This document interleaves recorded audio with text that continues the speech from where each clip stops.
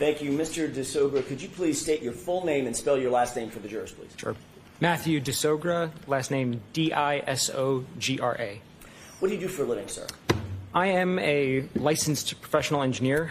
I practice in the field of accident reconstruction, and within that field, I specialize in analysis, interpretation, and accessing all types of vehicle data.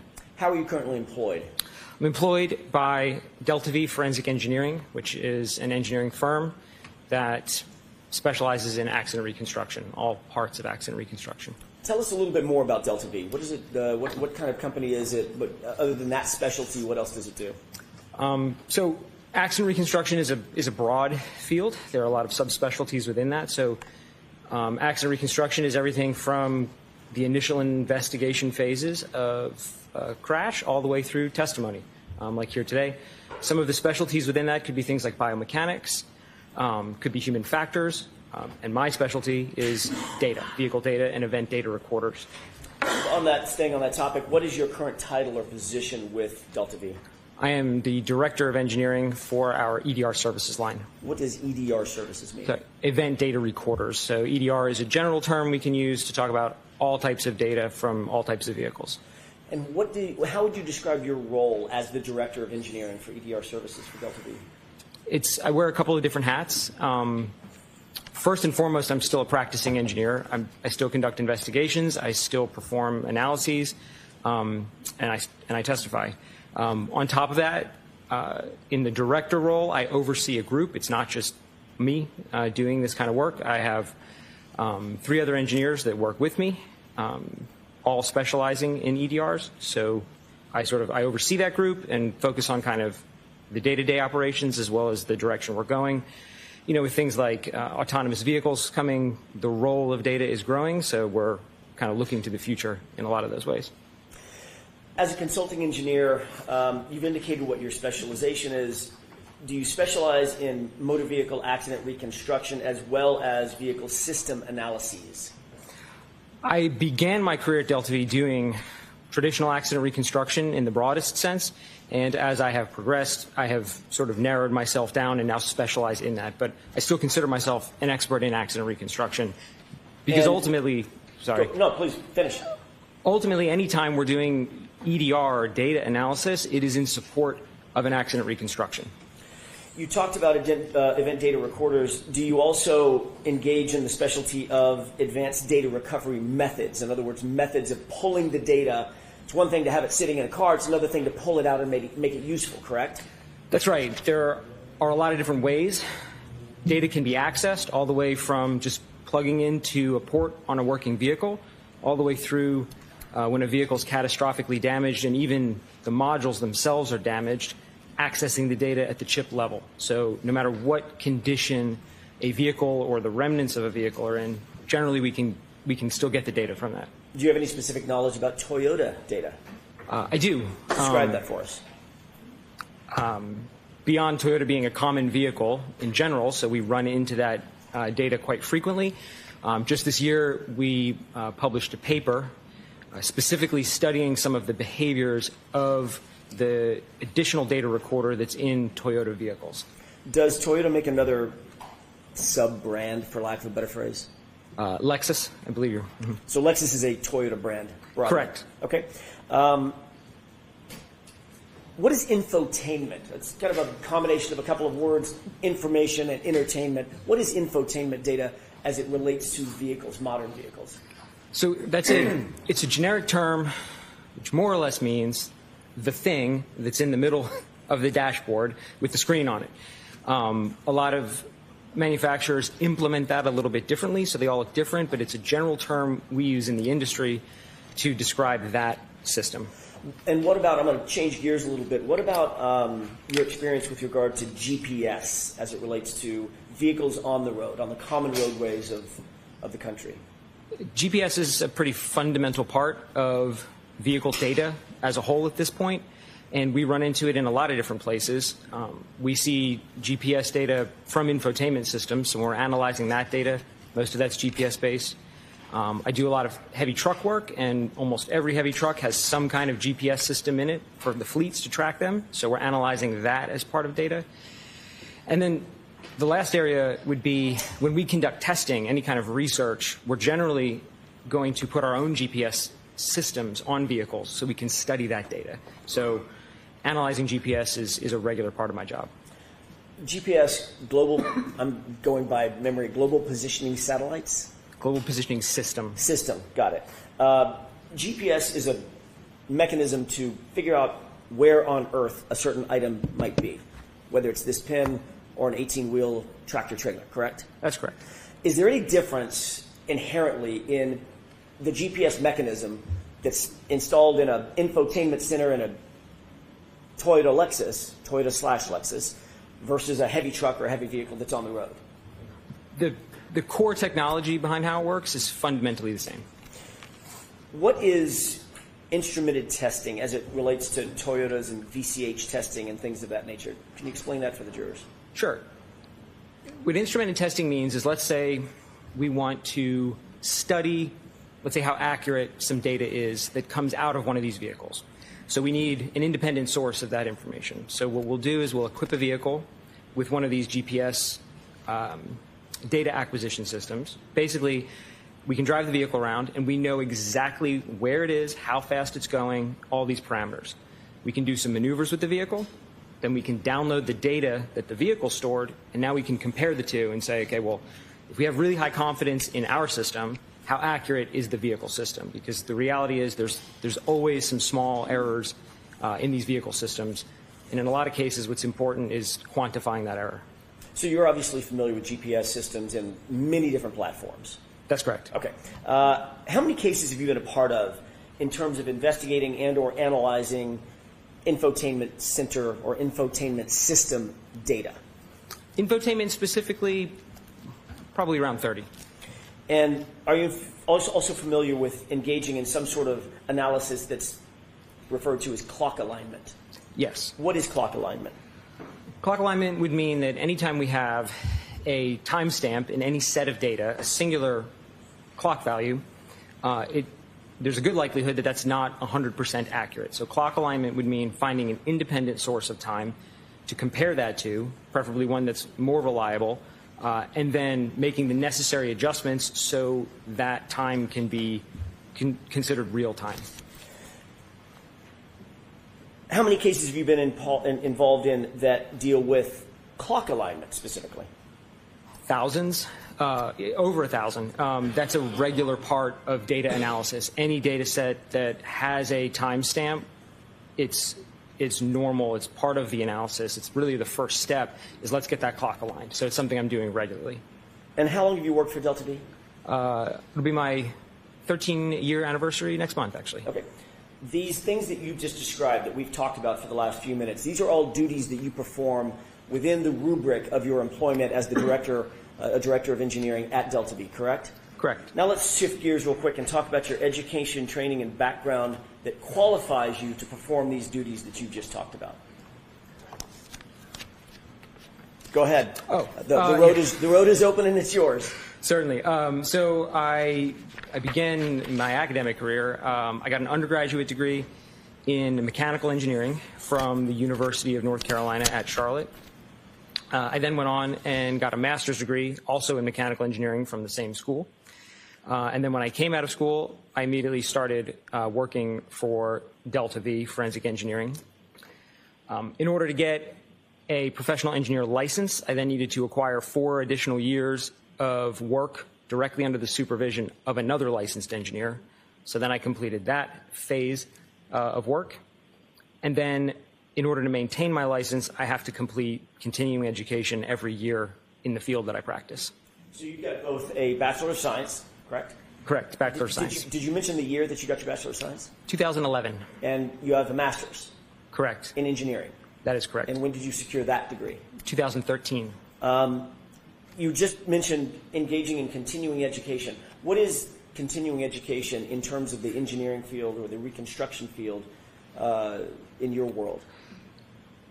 So in the state that I'm licensed, in North Carolina, they define that really as any activity you're participating in that's keeping you abreast with the field, keeping you up to date with what's going on. So taking formal classes counts for continuing education, but also some of the other work that I do, like publishing research in peer-reviewed journals, also counts as continuing education. Do you regularly attend symposiums or symposia? I guess is the right Yes. word. Have you attended symposia related to EDR research and training? Yes. How about advanced applications of heavy vehicle EDR data? Correct. Yeah, I attend. There's a couple of regular conferences in our industry specifically tailored to EDRs as a whole for passenger vehicles and heavy trucks. I'm a regular attendee of those. I'm also a regular speaker at most of those. And I'm usually presenting some of the new research that we have for that year. So not only do you attend, you actually teach. Correct. Have you attended data? Have you attended events that deal with data, event data recording systems, and event data recording system extraction? Yes. What about vehicle crash reconstruction? Yes. What about electronic control module imaging? Yes. What about electronic control model analysis? Yes. Applying automotive EDR data to traffic reconstruction? Yes. These are samples of the type of continuing education that you routinely engage in, correct? All that's accurate. You talked about additional licenses and professional registrations. You're a licensed professional engineer, correct? That's correct. In North Carolina? Correct. You're also a certified IPC specialist? Yes. What is an IPC specialist?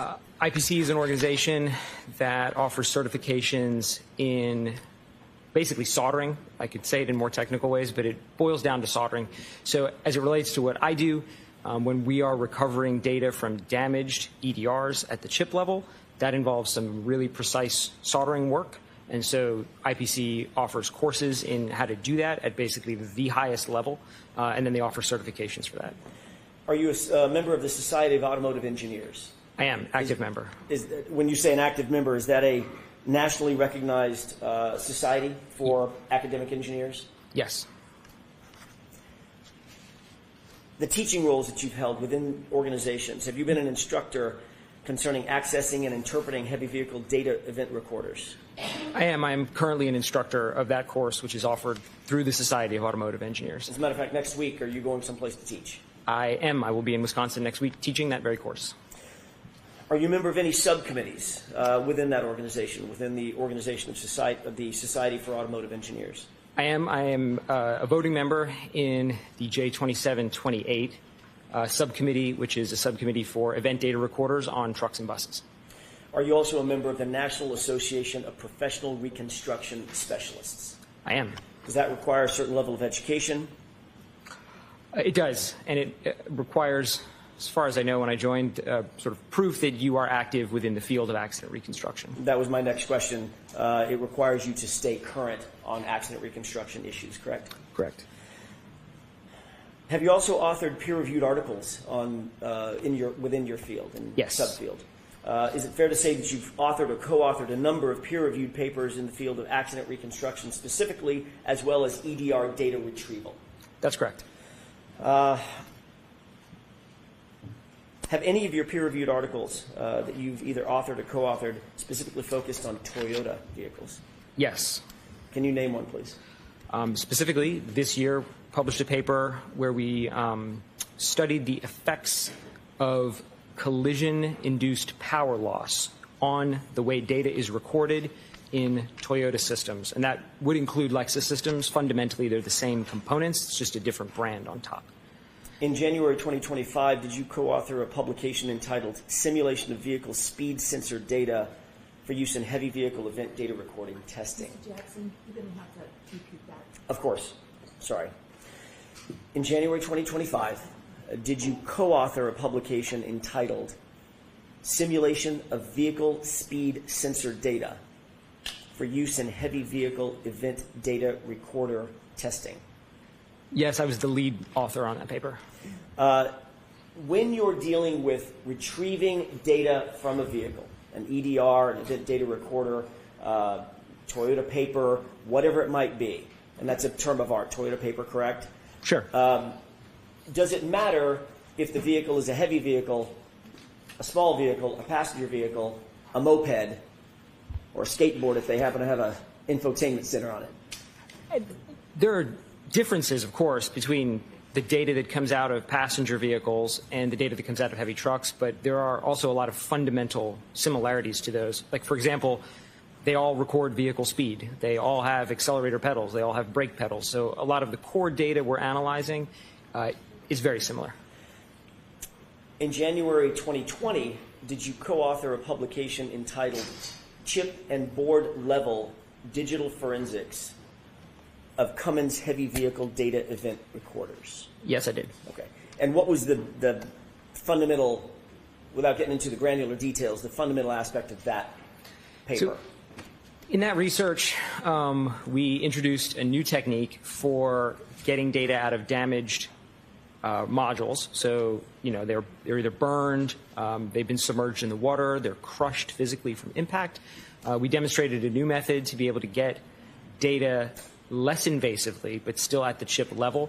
And we also demonstrated that we could translate that data from the chips outside of the software that was provided. So you could use the software and get the data that way. We demonstrated we could basically do it ourselves if we wanted to. Mr. DeSogra, have you been qualified in other courts to testify as an expert in the area of accident reconstruction, EDR data retrieval and recovery? Yes. How many times? Once. When was that? In New York. You were deemed qualified as an expert in that court in this field that you're talking about today? Specifically with, as it relates to data, yes. I want to talk a little bit about what you were asked to do in this case. We asked to undertake a review of certain work performed by a person by the name of Shannon Burgess with Aperture LLC. Yes. Are you familiar with Aperture? Yes. Before you were asked to undertake that review, were you familiar with Aperture? Yes. Were you familiar specifically with Shannon Burgess? Yes. Were you asked to engage in any original analysis in this case? All of my analysis is fundamentally based on all of the data and the numbers provided in the Aperture reports. So more or less the answer to your question is no. So you were asked specifically to give the court and the jurors clarity on data that Shannon Burgess had analyzed and provided a report about, correct? Correct. And that dealt with data obtained from Ms. Reed's SUV, Karen Reed's SUV, correct? Correct. Did you, in fact, review Shannon Burgess's report summarizing his findings and conclusions regarding clock drift? That report was dated in January of 2025. Yes. And what did you do in that regard? I analyzed the methods that Mr. Burgess proposed for aligning the clocks in that report. Were you also asked at some point to review Judson Welcher's report and PowerPoint presentation regarding the timing of the text stream event known as 1162-2, 1162-2? Yes. Did you determine whether Dr. Welcher had based his report on Shannon Burgess's analysis? Yes. Before we get into that, I want to ask you a couple of questions about text stream events, so we're all talking sort of with the same vocabulary if we could. When I say text stream event, have you ever heard that called a trigger event? Yes. Are those sort of synonymous? The event, in order to be generated, has to be triggered by something. So, yes. You became aware in your analysis, I'm assuming, that Dr. Welcher reported a trigger event at a particular time or span of time, correct? Correct. What span of time was that? I should say, what time was that? For which event? For the 1162-2 event, sorry. Do you mind if I reference the slide? Because I don't have the number committed. With the court's to permission. Go ahead. Do you have a copy of it in front of you? I do, Your Honor.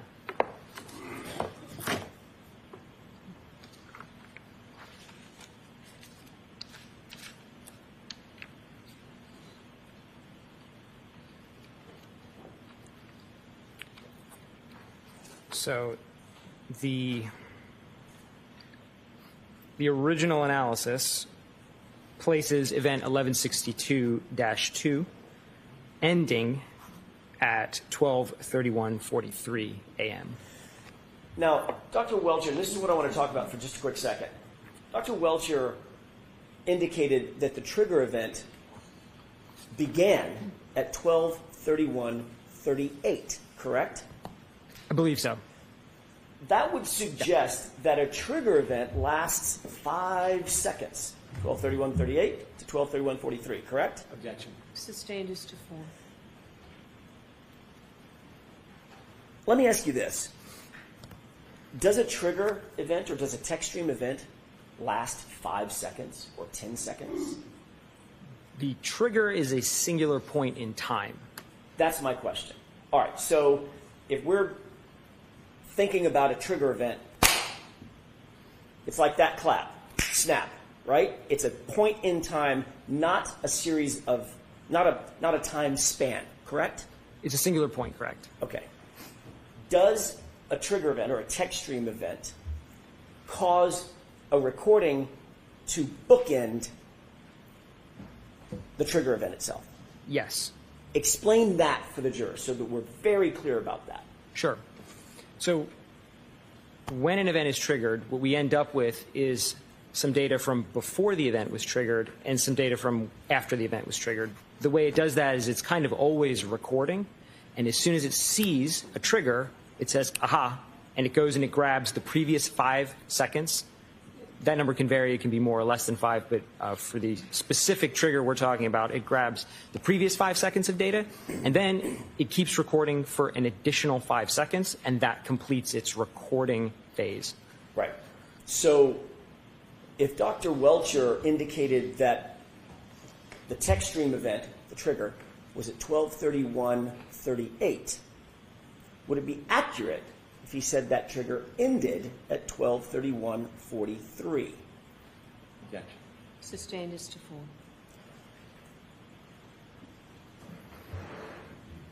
Is there any, if a trigger event is one point in time, one snap in time, would it be accurate to say that the trigger event itself lasted 5 seconds and ended 5 seconds later?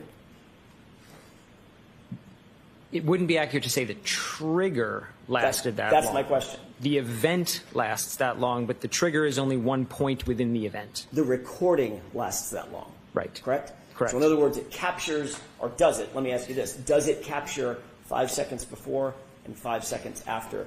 But the trigger event is the singular point right in the middle. That's correct. Okay.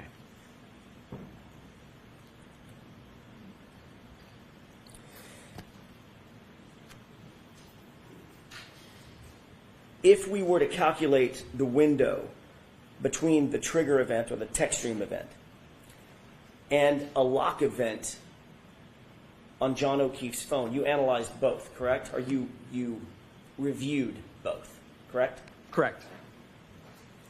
Would you calculate from the point of the trigger, would you calculate from 12:31:38, that point in time, and I'm using the tip of my pen to represent the point, at 12:31:38, or would you calculate it from 12:31:43?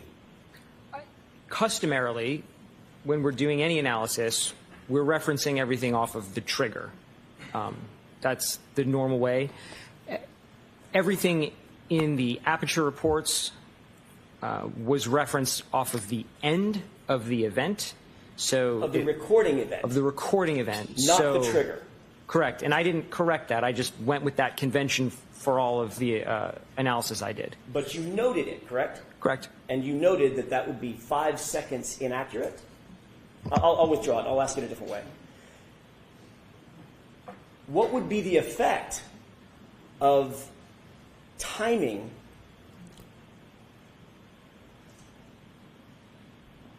if you were to start at the trigger event, 12:31:38, versus timing the event if you were to start at 12:31:43? There'd be approximately 5-second difference in every subsequent calculation. And if, in fact, there was a lock event which you reviewed, at 12:32:09, how long would the actual window be from the trigger event to 12:32:09? It would be larger by 5 seconds, approximately. So it would actually be 31 seconds, correct? Did I do my math right? You did. Let's get back, if we can, to the offsets that you identified in Shannon Burgess's, the time offsets that you identified in Shannon Burgess's report. When you applied the potential offsets identified by Mr. Burgess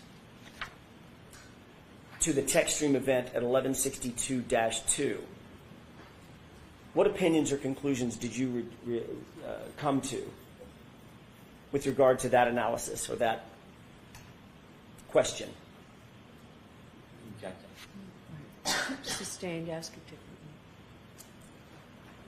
Did you apply the potential offsets identified by Mr. Burgess in his January 2025 report to the text stream event 1162-2?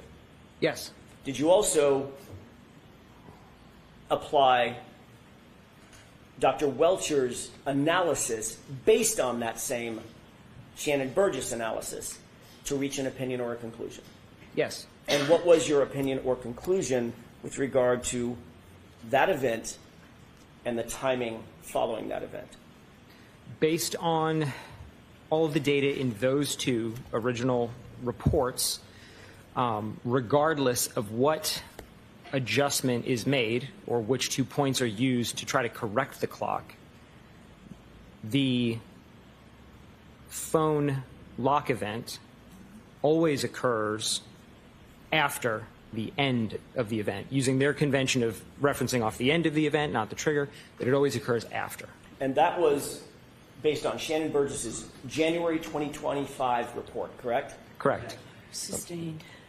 What was that based on? Which report? We're dealing with two different reports, May and January. I want to make sure we differentiate. Which report are you just now talking about? I'm talking about the January report. Now, did Mr. Burgess, were you supplied with a supplemental report by Mr. Burgess? Yes, I was. When was that? Slightly after he issued it, but I don't know the exact date. Say that again? It was issued on, his report was dated May 8th, and I think I was provided it a couple days after that. I don't Okay. remember the exact date. So after, well, do you know when this trial started? No, I don't know the exact date. I know you're not watching the trial, but it was in the middle of this trial, correct? Sustained. I'll ask a different question. With regard to the original report, the January 2025 report, was there any circumstance in which Mr. Burgess and Mr. Welcher could conclude that the lock event on John O'Keefe's phone, that lock event, occurred before the trigger event? Objection. Sustained. Ask it differently, Mr. Jackson. What is your opinion about whether or not there was any analysis done by Mr. Burgess or Mr. Welcher that put the lock event occurring before the trigger? Objection. Sustained.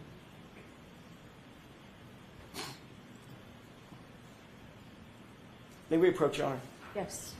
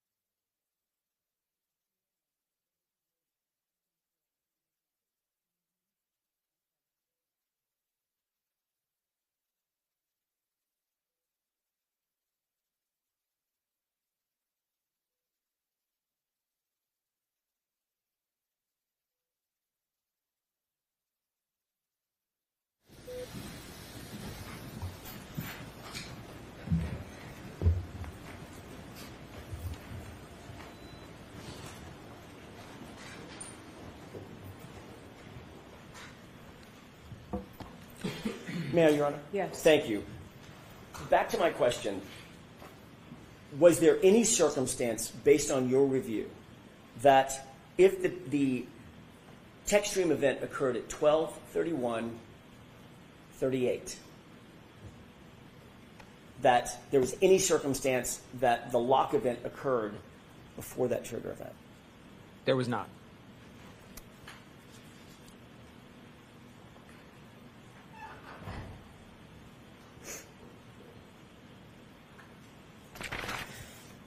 Did you create a PowerPoint for clarity's sake in March of 2025? Yes, Did you provide that to us? I did. What was the purpose of creating the PowerPoint? The purpose of the PowerPoint was really to take a bunch of different data elements that were kind of placed throughout Mr. Burgess's report and Dr. Welcher's report in PowerPoint, and compile them into a single source, a single table, essentially, to show as clearly as possible what the conclusions would be if we look at the data as a whole. When you created that PowerPoint presentation, did you create it with the intention of providing it to the defense, which would then be provided to the Commonwealth? Yes. Are you aware of whether or not that was disclosed to the Commonwealth as part of the normal discovery process? No. So the answer is no. The answer is no. Following your presentation of the PowerPoint to us, at some point did you receive from Mr. Burgess an amended report, an amended PowerPoint? I received an amended PowerPoint by Mr. Burgess, not from him, though, from you. Fair enough. Fair enough. Did that report, or did that PowerPoint, however you want to put it, markedly, was it any different than his January 2025 report? Yes. Did you note any conclusions? Did you note the conclusions that he came to in January 2025? Going back to the original report? Yes. Did you note conclusions and opinions that he came to in May of 2025? Yes. Were those two things different? Sustained. Were the conclusions, not his opinions, were his conclusions different? Sustained. Was there any difference in the two reports? There was. Tell me the differences. In the first report, Mr. Burgess did some of the calculations that are necessary to correct or adjust the times based on certain approaches, but never went through the final step of applying those calculations to the times and coming up with a final time. In the supplemental report, he then essentially took that analysis to the end. He approached it in a new way, a different way than he had previously laid out in the first report, but then he also took it all the way to the end by applying those calculations to the times. What were the main differences? Explain for the court and for the jurors, what were the main differences that he changed in the May 2025 report? Contrasting it with the original Correct. report. In the original report, he laid out some methodologies for correcting the clock using phone calls that were shared between the vehicle and Mr. O'Keefe's phone. And in the supplemental report, he moved away from the phone call analysis and moved to attempting to align the clocks using a shared maneuver between the vehicle and the phone. What was the shared maneuver? It was a 3-point turn. Was that the same analysis that he had in January 2025? He did not have that analysis in the January 2025 report. Thank you. Based on the new information in the May 2025 report, what was the effect, as you see it, regarding the possible scenarios? So I did the exact same process I did using the supplemental report as I did on the first report. And when I ran all those numbers and those calculations, it turned out there are now some scenarios in which the phone lock occurs after the end of the event. There's some scenarios where the phone lock occurs simultaneously, like literally at the same second. And there are some scenarios where it occurs before. So now there's a range. So Mr. Burgess's report, his new report, his amended report, widened that gap to allow him to opine that there were scenarios that occurred after the phone lock event, correct? Objection. The objection is sustained.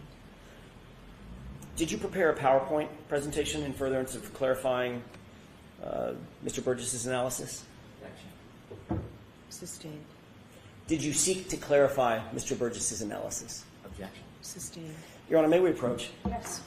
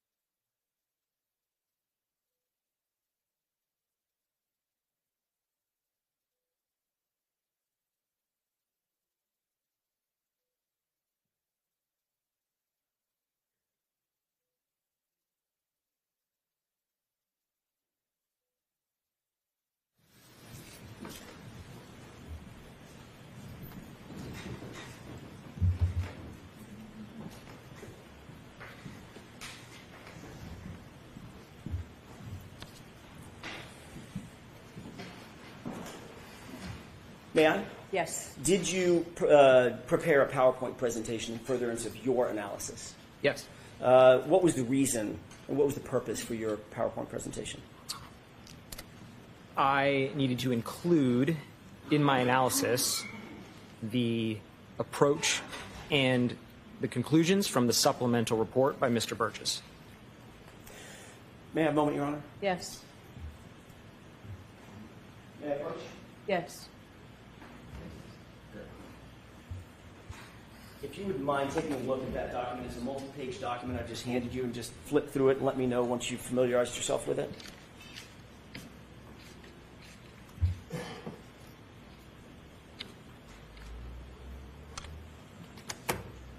What is that document? This is a printout of the PowerPoint presentation that I prepared. Is it true and accurate? Yes, And it's complete? it appears to be. Your Honor, I would move for its admission, please. I have no objection. Okay. May I have that back for me for just a quick second? It's 208. Thank you.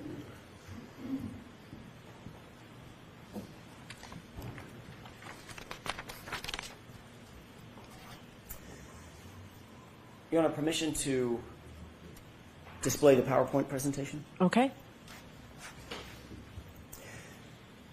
Mr. DeSober, can you still see with the lights off sufficient to see what's on the screen and what's in front of you? Yes. Okay.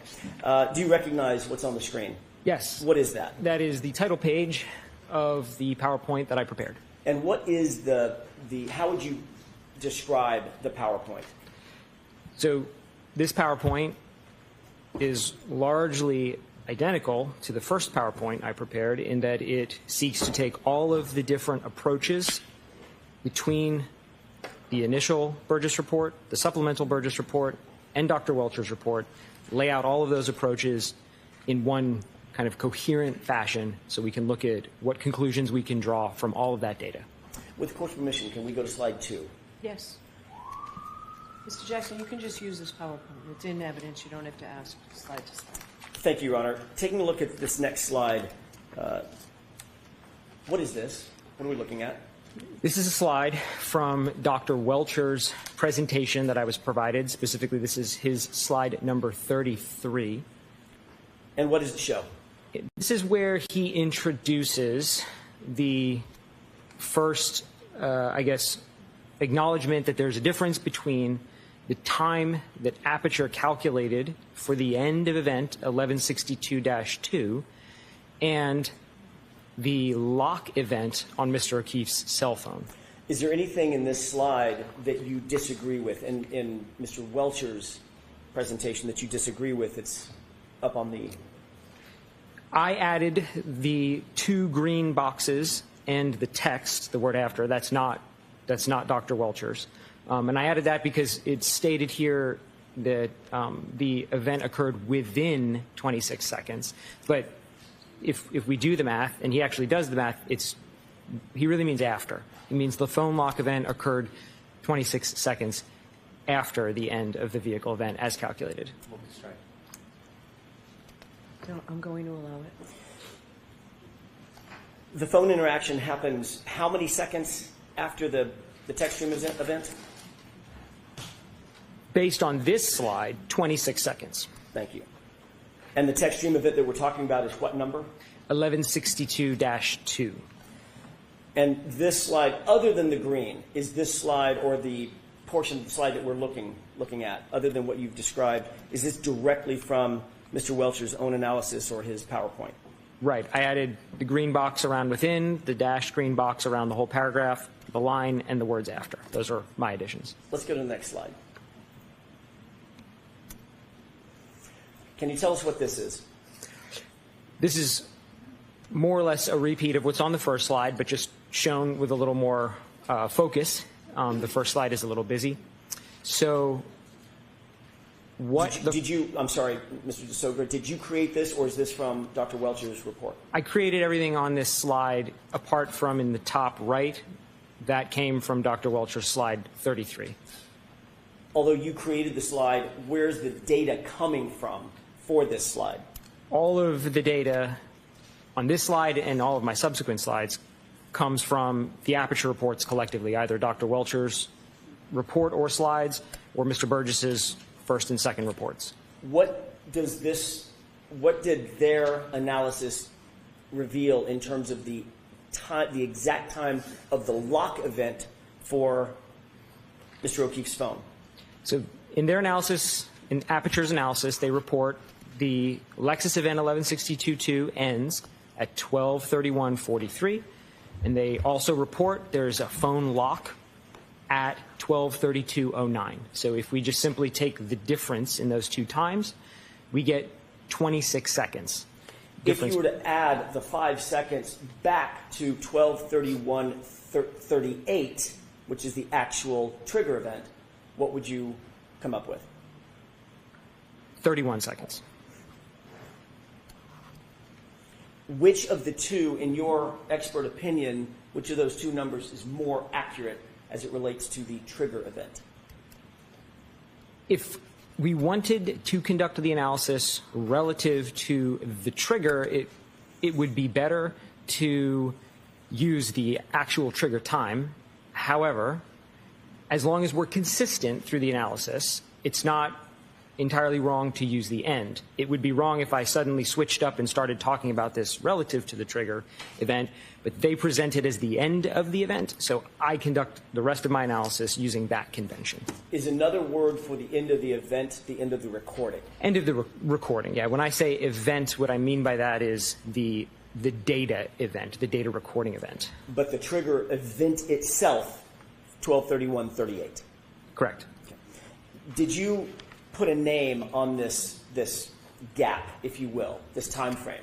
Yes, I did. For the sake of the rest of the analysis that I'm going to do, I thought it would be helpful to just refer to this difference in time as John's interaction window. And that refers directly to the interaction with the phone, the human interaction of locking the phone. The 12:32:09 lock. Okay. Let's go to the next slide, please. What does this slide show us? So this, here what I'm doing is I'm kind of laying out the bounds of what I mean in John's interaction window, which should make, we have a lot of numbers to go through here, and so this should give us a very easy metric for kind of determining whether we have an event before or after. So what I mean by that is when we calculate John's interaction window, if that number comes out and is positive, that means the phone interaction occurs after the end of the vehicle event. And if we calculate John's interaction window and that number becomes a negative value, then that means the phone interaction occurs before. So now we have just a convention we can use really quickly to say, is it positive or is it negative? And we can maybe spare ourselves some of the math with 1,000 numbers. So positive means what? One more time. Positive, John's interaction window positive means the phone lock occurs after the end of vehicle event 1162-2. Got it. Let's go to the next slide, please. What does this slide show us? So what I'm saying here, I'm kind of laying the foundation for why we're going to even do this. Why do we need to start doing math on these clocks? So fundamentally, the phone, Mr. O'Keefe's phone, and the vehicle, Ms. Reed's vehicle, they're separate clocks. And it's very unlikely that they're going to be aligned perfectly in time. Right? If I compared my watch to your watch, it would probably be off. And that's the same case for any two independent clock sources. So Aperture, in their collective reports, propose a number of different ways in which that can be corrected. So I'm going to go through all of those ways that Aperture has proposed and show if we align the clocks based on how they laid out, does John's interaction window stay positive or does it ever become negative? Where does it end up when we run all those analyses? Or another way to put it is, does the phone interaction always occur after the end of the vehicle event? And what did you determine? Based on the initial reports, yes, the phone interaction always occurs after the end of the vehicle event.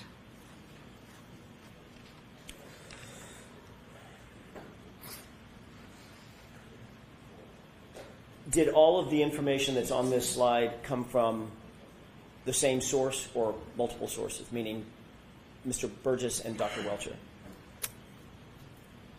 In the PowerPoint as a whole, all of the information comes from the Aperture reports collectively. Okay. From Dr. Welcher and Mr. Burgess. Did Mr. Burgess make any adjustments from his original report to his subsequent report in May of 2025? Yes. Let's go to slide 6, please. Tell me about this slide. Yeah, so this is the first adjustment we're going to talk about that was, and this one comes from Mr. Burgess's original report.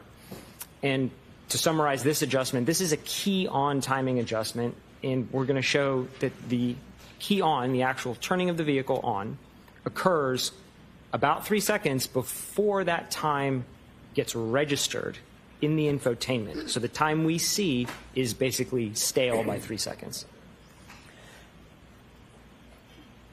We're all familiar with how computers turn on. When you say key on, do you mean a physical key, or could it be the push button to turn the car on? In this case, it's a button. I refer to key on because generally that event is considered the key on in vehicle parlance, regardless of whether there's a physical key or it's a push button. So those 3 seconds mean what? What's the difference between pushing that button and the 3 seconds later that you just described to me? It means that when we're trying to use the timestamps that were recovered from the infotainment system that show when the vehicle was keyed on or turned on, that the vehicle was actually or likely turned on 3 seconds before that. Do you know where the 3 second conclusion came from in Mr. Burgess's report? That came from the testing that Aperture conducted with the exemplar Lexus that they purchased. Was there anything in the report that indicated testing, this type of exact testing on Ms. Reed's actual Lexus? No. Do you have an opinion as to whether or not all Lexuses, at least of this make and model and year, would have the exact same 3-second delay? Or could that be different? It could be different. In their testing, they only tested one exemplar vehicle. So I think there was a solid foundation that the exemplar that was used exhibited this 3-second delay. It was a very close match in terms of part numbers and software versions to Ms. Reed's Lexus, but without any kind of testing of, let's say, a second vehicle, a second exemplar, we wouldn't know, we wouldn't have any basis to say it must be 3. We could test a second vehicle and it could be 5, so we say, well, there's a delay, but it varies vehicle to vehicle. They could have tested a second vehicle and found it's also 3, and then you start to build some confidence that maybe it is 3 across every vehicle. But with only testing one and not testing the subject vehicle, it is difficult to say with absolute certainty it would be 3 seconds. What is your opinion about best practices with regard to trying to create this gap for purposes of coming to an opinion or an analysis? So because we don't know whether or not this specifically would apply to Ms. Reed's vehicle, the best way to conduct that analysis would be to do the entire thing with the key switch adjustment at 3 seconds. Because if we're going to use a value, 3 is the most reasonable one because that's the one shown in testing. But we should also do the entire analysis without it in case we feel that that's the most appropriate. So, in fact, that's what I do and will show is I ran the analysis both ways, with and without, to be as conservative as possible. Did your review of Mr. Burgess's report indicate that he ran the analysis both ways? He did not. Let's go to slide 7. What are we looking at here? This is an excerpt from Mr. Burgess's original report, his page 28 and his page, there's a screenshot also from his page 30 at the bottom. And this is where he states in that report that when they were doing the testing with the exemplar, they observed across 4 different key-on cycles this 3-second difference. So what I mean by that is they had a video camera in the car that had a timer on it. And so in the video, you can see the button pressed. So in their testing, for example, they pressed the button at 21:48:05, and that's sort of nailed down.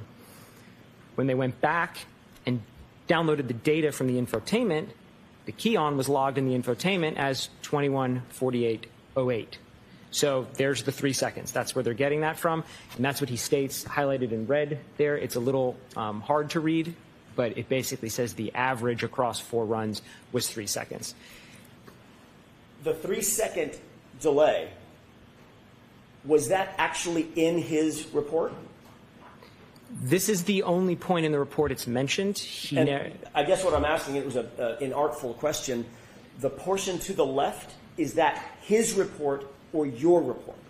That is his report. Everything on the left-hand side of this slide comes from Mr. Burgess's report. So the 3-second delay was noted in his report? It was noted. Did he apply the 3 seconds in his analysis? He did not. Did he indicate in his report why he ignored that 3-second delay? He did not. Sustained as to that question. I'll rephrase it. Strike the answer. Did he indicate in his report the reason that he did not apply the 3-second correction? He did not. When you do apply the 3-second correction, what do you come up with as it relates to the 26 seconds from the end of the recording? So the positive 26-second window, if we only apply the 3-second key on, grows to positive 29 seconds. If you applied the same 3 seconds to the trigger event time, now what does the gap? That gap would grow to a positive 34 seconds. between the trigger event and what? The phone lock.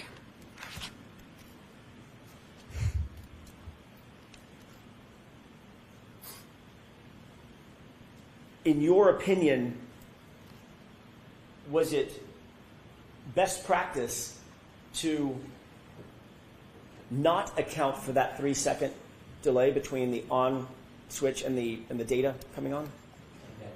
Sustained, ask you to. What, in your opinion, would be the best practice in terms of this 3 seconds that was noted in the exemplar vehicle? The best practice would be to run the analysis with that adjustment included and without that adjustment included. Because like I stated, without testing of an additional vehicle, we really don't know if the 3 seconds is just a specific behavior of that exemplar or if it's representative of all Lexuses of this type. Let's go to slide 8, please. Tell us what we're looking at in this slide. So now we're going to get into the next adjustments. That first adjustment we just talked about was really a vehicle-to-vehicle adjustment. We haven't talked about the phone yet. We're going to get into the phone now and talk about aligning that. But we had to get through the internal adjustment that has to get done first. Now we're going to look on the subsequent slides here at all of the different ways the Aperture reports compared the vehicle to Mr. O'Keefe's phone. Is there any additional adjustment that you believe should be made? The Aperture reports lay out 2 methodologies for adjusting. There is a methodology based on phone calls, and there's a methodology based on the 3-point turn. And where did you get that information from? From the Aperture reports. In Mr. Burgess's original report on differentiating, the January report, which did he use to determine his determination of the clock skew? In his initial January report, he never actually takes the calculation to the end by applying the differences in times to the calculated time for 1162-2, but he does do the math, which I'll show, for the differences on these phone calls. In terms of Dr. Welcher's report, did he identify a GPS point of 154 at all?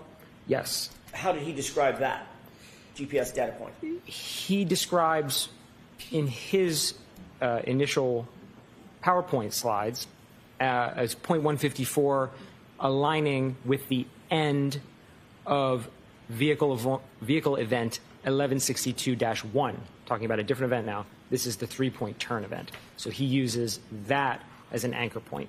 And that anchor point, you said, was the end of the text stream event, or the end of the recording of that text stream event.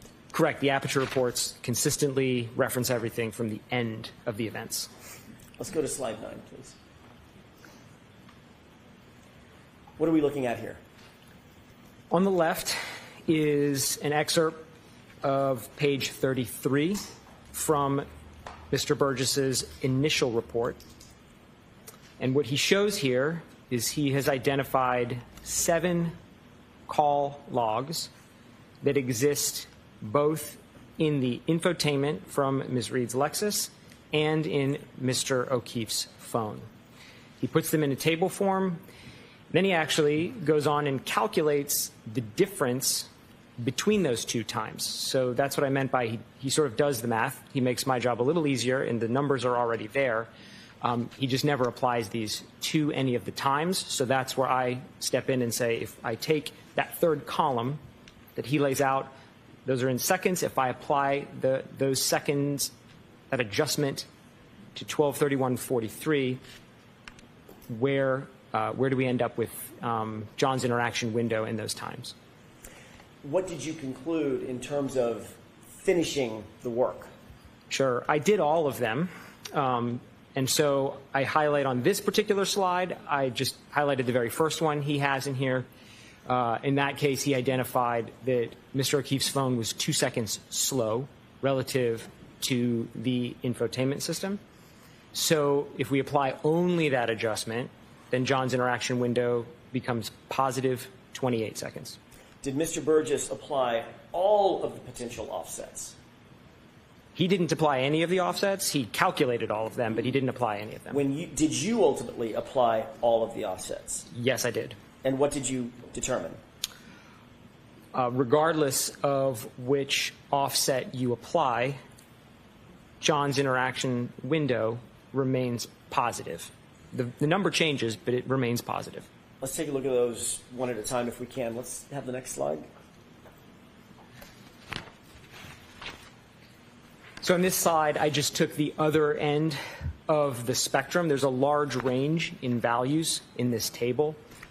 He doesn't actually, Mr. Burgess doesn't show the sign conventions on here, but actually— What do you mean sign conventions? Sign conventions, he doesn't show when he calculates the difference whether it's positive or negative. All the numbers in the table don't have a sign, don't have a plus or minus in front of them, but there's an implication. Some of them are plus, some of them are minus.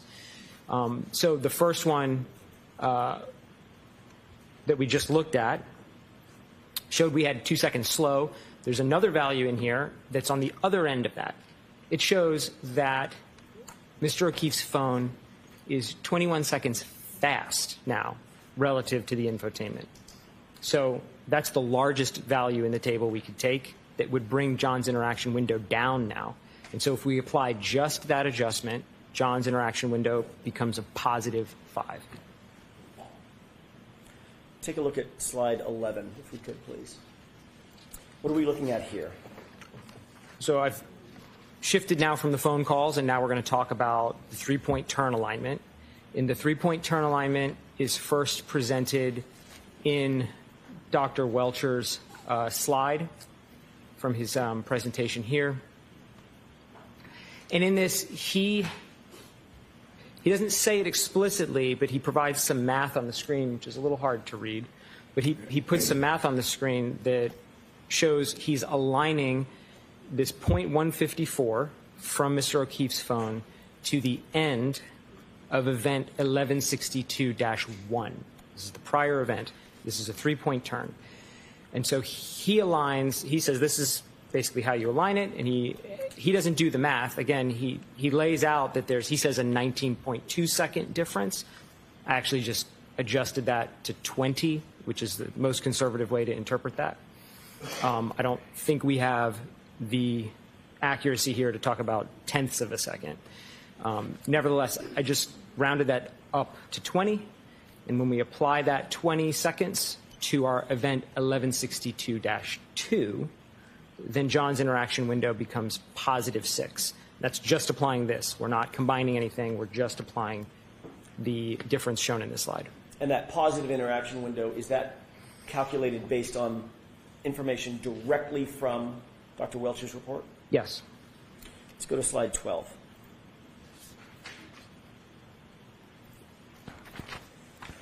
What are we looking at here? What is this table? This is a table I made. We've talked about a lot of different approaches to how these clocks can be aligned and a lot of different variables. So I tried to summarize them in one table, put them all together, because some of them we can combine. We can combine the key on with either a phone call or a three-point turn, but we can't combine, for example, a three-point turn and a phone call. That's not valid. So I put all the possible combinations, all of them, with, without key switch, phone calls, and 0.154 on one table, and I calculated John's interaction window for all valid combinations from the aperture reports. And when we do that, the result is that regardless of what adjustment we make, all of the numbers are positive, meaning regardless of what adjustment we make, the phone lock event always occurs after the end of event 1162-2. Did Mr. Burgess, in your review of his report in January of 2025, did he ever undertake all possible offset calculations? No. In his May 2025 report, did he undertake all possible offset calculations? No. What is your opinion in terms of best practices regarding calculations of this sort? I think if there's sufficient data, if there's testing or research or literature that in a specific case supports there is a best path or a best method, then we should use that. In this case, I don't think there is a best practice. There isn't any literature I'm aware of that would specify exactly the best path to align all of these. So in the absence of any external data to support one path, the most valid approach is look at all of them as a whole and then draw the conclusion from the totality of that data, rather than cherry picking a single point. Can you testify to a reasonable degree of scientific certainty whether all potential offsets that were described in Aperture's original report, January of 2025, result in a positive interaction window? Yes. And what is that opinion? Regardless of what adjustment or combination of adjustments we make from the original reports, John's interaction window remains positive.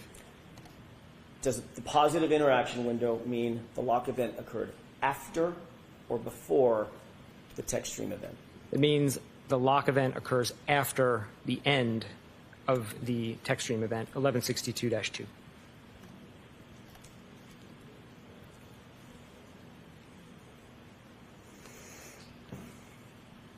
You've already indicated that you received a second report, May of 2025, correct? That's correct.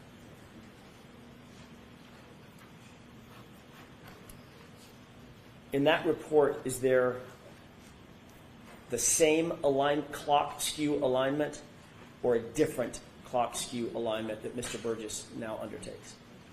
Mr. Burgess undertakes a different alignment in that report. Let's go to slide 13. Describe what we're looking at in this slide.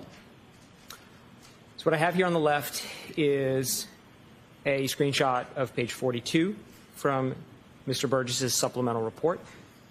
And so now he's done two things new here. He's identified a new method for aligning the data based on the three-point turn. So now he's kind of following where Dr. Welcher started, but he's approaching it a little differently. And secondly, he is now calculating the actual time. He's doing the difference calculation, and he's applying that to the time. So now he's taking the calculation all the way through, which is a little different from the prior reports. And so when he does that, he makes my job really easy because I didn't have to do really any math now. He comes up that there is a range now. So prior to this point, the original report by Mr. Burgess and Dr. Welcher reports all used discrete points in time, right? They sought to find an event that occurs at a singular second and another event at a singular second and align based on that. This is a little bit of a departure from that approach. Mr. Burgess is now using a range of times, a range of uncertainty. He basically assesses that the three-point turn data from the phone and the three-point turn data in 1162-1 cannot be precisely aligned down to a single point. Rather, they overlap in this range of seconds. And so he then says that that range must be applied. So now we have to apply a range. And what we end up with is 9 possible values. So it kind of looks like one conclusion, but really there's 9 conclusions on this slide. And so if we just applying the math he has in the supplemental report, John's interaction window now has a range of 9 possible values. And that range spans from +5 now to -3. So we have 5 positive values. We have 1 value that's 0, and the 0 would mean it's simultaneous. And then we have 3 negative values. Does Mr. Burgess indicate in his report that any one of those values is more likely than any of the other values? He does not provide any data or analysis to support one point being preferential over the other 8. And are there more or fewer positive results in his analysis than negative? There are more positive numbers in that range of 9 than there are negative numbers. Does Mr. Burgess's new data indicate anything about Dr. Welcher's analysis about the GPS data point 154 being at the end of the three-point turn? He opines in that aligning the three-point turn on a singular point is not, and I'm paraphrasing because I don't know the exact way he states it, but not the preferred method. Is Mr. Burgess's analysis consistent or inconsistent with Mr. Welcher's determination that GPS point 154 was at the end of the text stream event? Objection. Sustained. Does Mr. Burgess, in his report, indicate whether he agrees or disagrees with Dr. Welcher's analysis? I don't remember specifically.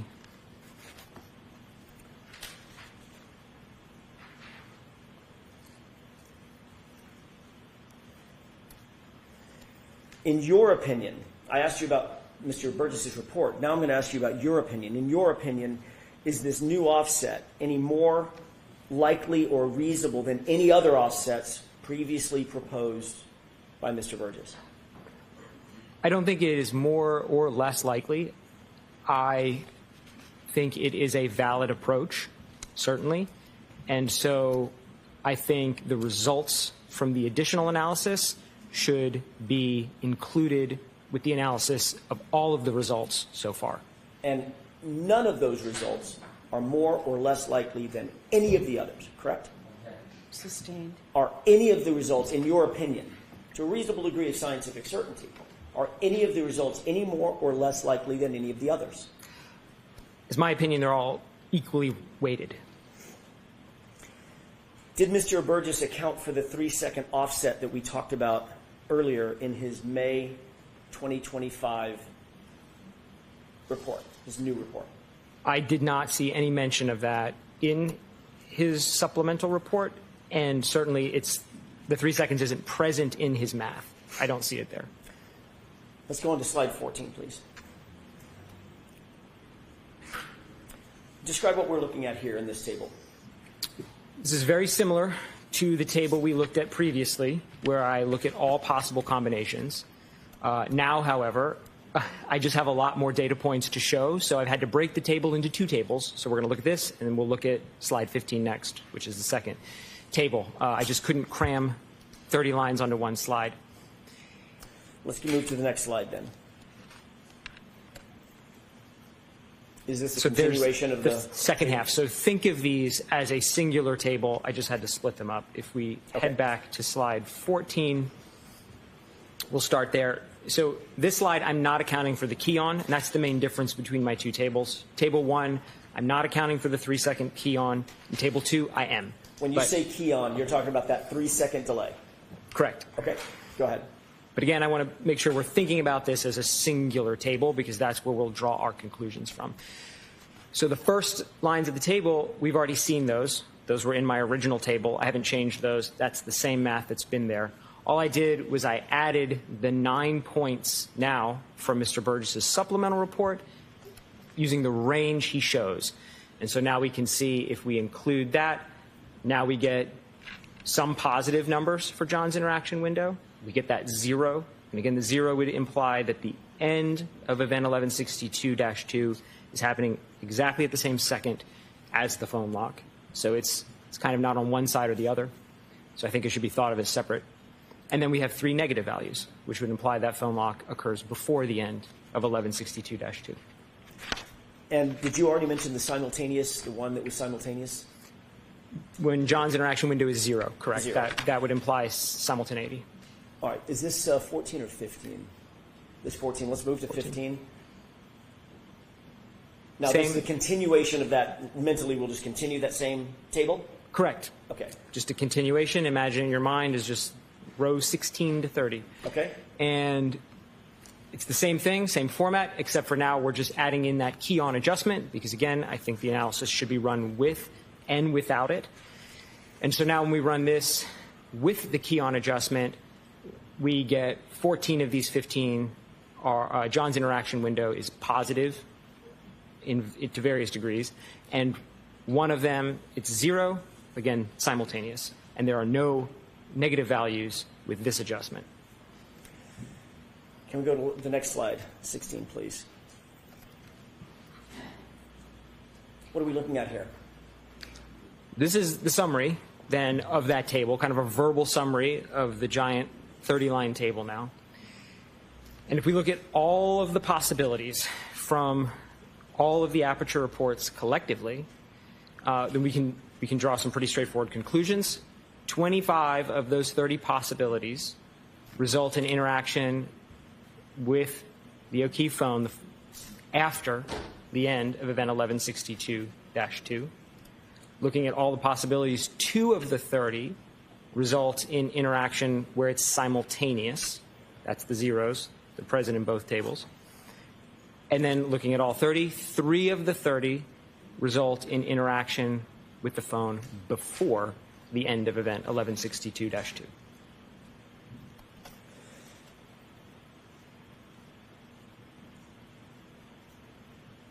Do you have an opinion as to which of these particular offsets that you've described, these 30 possibilities, should be applied in this case? No.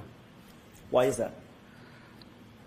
Each of the approaches have their own individual strengths, and each of them have their own individual weaknesses. And there is not really any published literature, any research, or any testing done that I'm aware of that would suggest one really stands head and shoulders above another one of the methods. So I think the most fair way to present it is to look at, again, if we combine everything together, then we can draw some conclusions like this in terms of how many of the total result in one outcome or another. Is every data point that we're looking at and that you've been talking about, are these all drawn directly from Aperture's reports? That's correct. I have not proposed any methods for aligning the clocks myself. All of the methods that comprise these 30 are from the Aperture reports themselves. Based on your analysis of the Aperture, or your review of the Aperture analysis, is there any ability to say to a reasonable degree of scientific certainty that the tech stream event occurred after the last physical interaction with John O'Keefe's phone? Yes, there would be three out of the 30 possibilities would result in that. Do you have an opinion to a reasonable degree of scientific certainty that it did happen after the tech stream event? Objection. Sustained.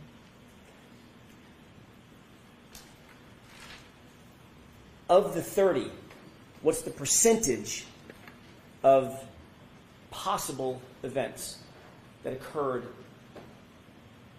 possible scenarios, I should say, wherein the tech stream event occurred after the last interaction with John's phone?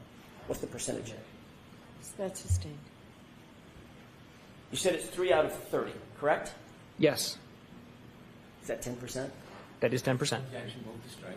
Yeah, it's sustained and a movement. It's stricken. What percentage is 3? Just do basic math for me. What is the percentage between 3 and 30? Objection. Sustained. If I told you hypothetically, Objection.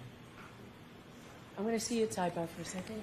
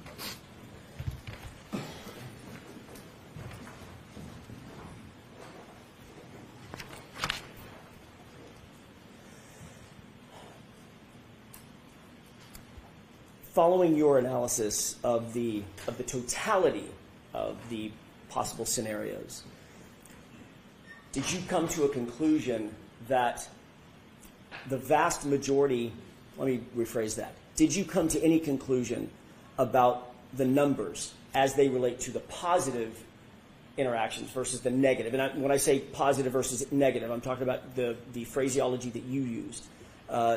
John's phone interaction being in the positive side versus John's phone interaction being in the negative side. Yes. And what were those? Of the 30 possibilities, 25 of them, it's a positive. John's interaction window is positive for 25 of them. And only 3 were negative? Correct. Only 3 of the 30 were negative. Okay. Okay, we can take that slide down. Is there a data recorder on the Toyota SUV that we've been talking about, that 2021 Toyota SUV 570, that's designed to record impact? Yes.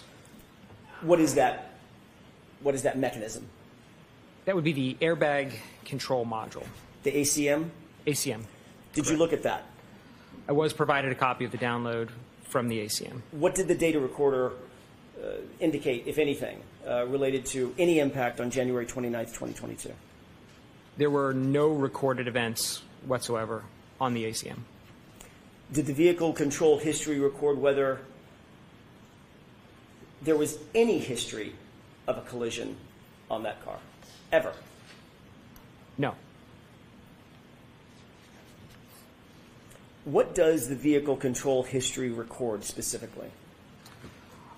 It records a lot of operational parameters about the vehicle. What I mean by that is it records things like what the driver is doing, for example, steering wheel angle, accelerator pedal position, whether the brake is being pressed. It also records what the vehicle is doing, for example, speed, or the engine RPM, or the accelerations of it. Does the TechStream data event indicate that there's a, and I'm talking about very specifically the TechStream data, does that indicate whether or not there's a collision in the car? No. Does the TechStream data event mean that if you find a TechStream data event or a trigger event, does that mean that the airbags are deployed? No. Does it mean that the vehicle impacted with something solid? No. Does it mean that the vehicle impacted with a pedestrian? No.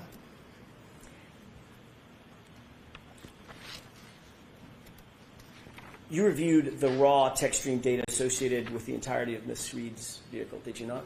Yes. How many TechStream events or triggers were found on Ms. Reed's vehicle during the course of the 8-month period prior to January 29th? Objection. So can you narrow that, Mr. Jackson? Sure. I object to the whole line of inquiry. And I need to see it sidebar.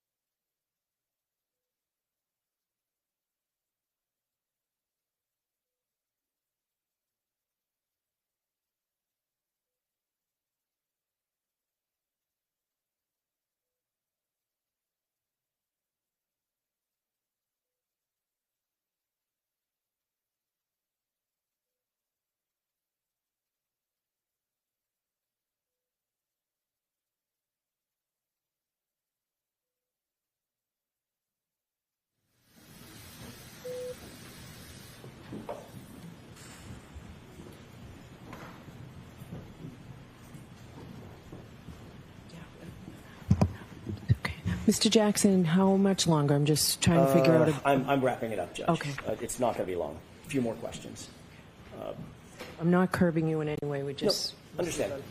Respectfully, it won't be very much longer. You reviewed the tech stream data, otherwise known as the triggers, for the entirety of Ms. Reed's vehicle, correct? Yes. How many trigger events did you find in the life of the car? Not counting 1162-2. Let's stop there. Right. Prior to 1162-2, there were 19 prior events. And 19 total events, correct? Correct. And how many collisions were clocked by any recorder on that car? None of the events were triggered by a collision.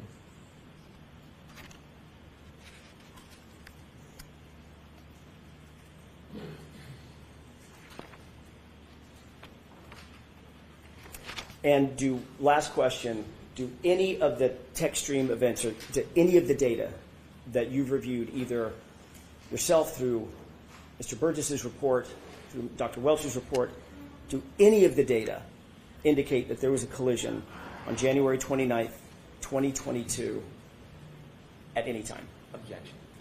ask it differently. What did you find in terms of, I want to narrow this question to January 29th, 2022. What did you find in terms of any data regarding a collision? Neither of the events that occurred on that date were triggered by a collision. Thank you. May I have just a moment, Your Honor? Okay.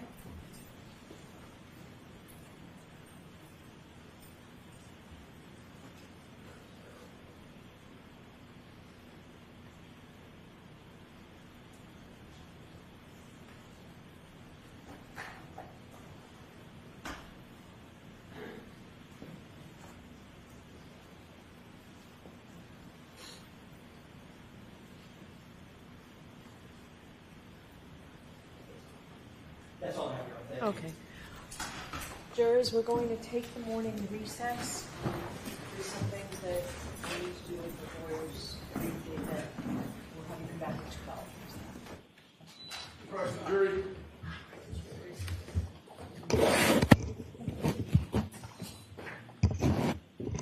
Can I see counsel at sidebar to save us some time, please?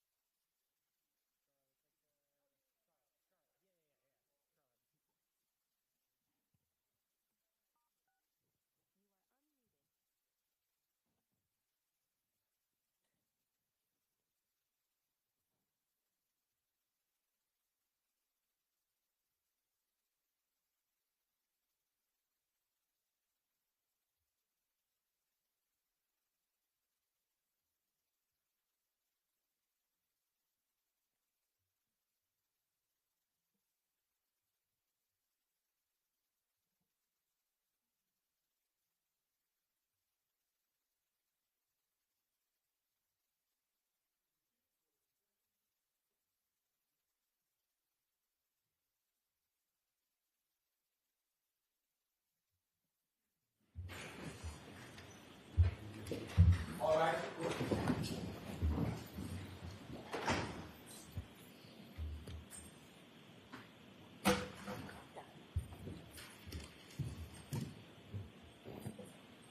Back in session, you may be seated. All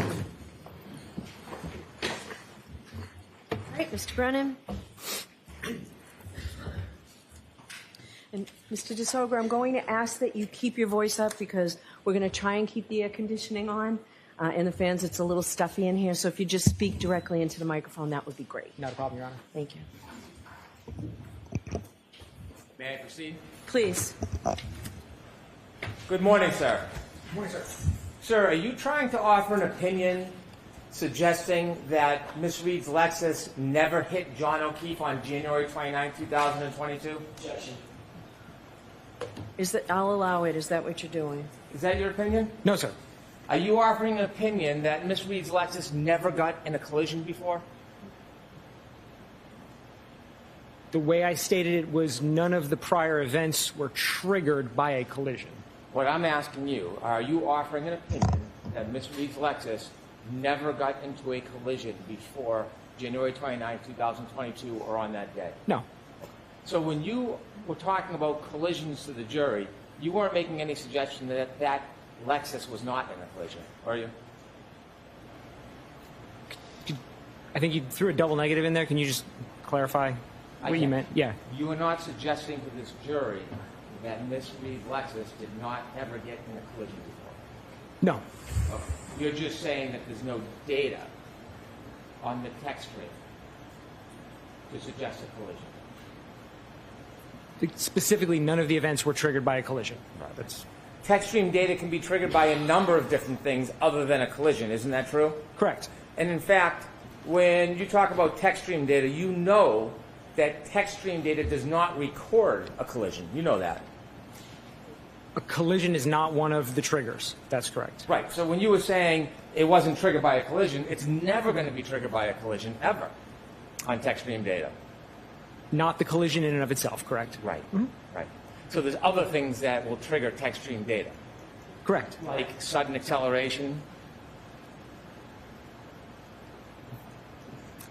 The only acceleration trigger that I'm aware of on text stream is if there's a large acceleration during what Lexus calls a PCS, or a pre-collision safety event. But a large acceleration on its own, I do not believe is one of the triggers. Are you sure you know a lot about text stream data? Yes. Sustained. Do you know a lot about text stream data? Yes. And you're saying that if a car accelerates over 30%, in and of itself wouldn't initiate a trigger? I'm not sure I understand. You just said pre-collision is the only time sudden acceleration, from your perspective, would cause a triggering event. Now, I'm asking you, I'm allowing this. if someone accelerated Ms. Reed's Lexus at over 30% acceleration, would that cause a triggering event? I am not sure what you mean by 30% acceleration. Accelerator? 30%. Accelerator pedal. Yes. Oh, yeah, there's a lot of triggers. There's a number of ways that these VCH events can be triggered based on the accelerator pedal angle. I think, is that, yeah. And what is the percentage from your experience that would create a triggering event? There's various. Toyota, Lexus calls it high, medium to high is what they put it.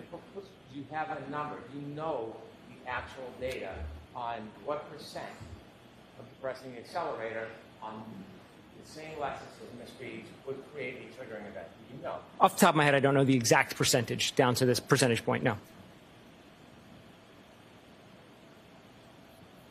There is something different than the text stream data. That's the EDR data, correct? Yes. You would not expect, it would be abnormal for the EDR to register data based on a side swipe between a 6,000-pound Lexus and a 216-pound person, wouldn't it? Objection. I'll allow it. That would be abnormal to register that data into the EDR, wouldn't it? I don't know if I would use the word abnormal, but I would state it that there's a minimum threshold to record in the EDR, and a pedestrian impact generally wouldn't meet that. I'm sorry. A pedestrian impact generally wouldn't meet that, but I don't want to make a blanket statement as if it's always the case. You're saying it would meet that? Would not. Would not. Okay. And a side swipe or a clip has less force and impact than a head-on collision, depending on the speed, correct? Generally, yes.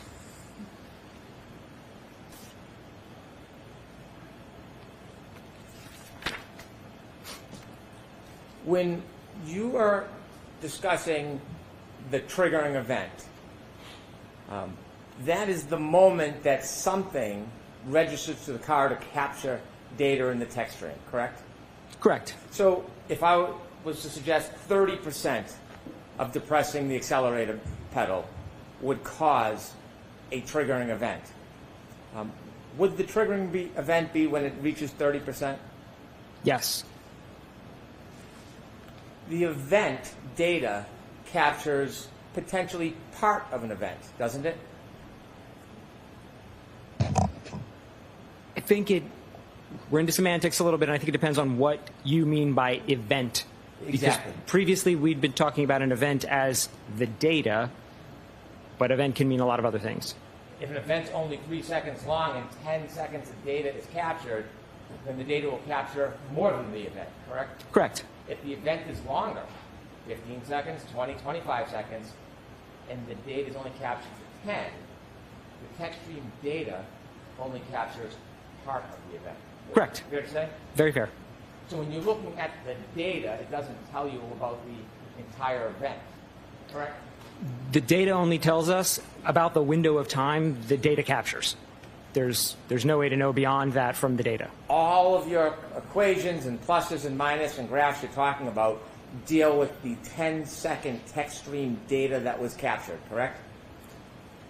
They deal with event 1162.2, right, and the 10 seconds it's comprised of. Actually, they really just deal with the end of the event. That's what everything in the Aperture reports reference. Fair enough. But it doesn't deal with anything that could potentially happen after those 10 seconds, does it? No. Or anything before? No, it does not. The triggering event is spot in the middle. It captures 5 seconds before, 5 seconds after. Approximately 5 seconds. It's not exact. And you would have to look elsewhere for evidence to know what might have happened before. Yes? Correct. And you'd have to look elsewhere for evidence to see or determine what happened after. Yes.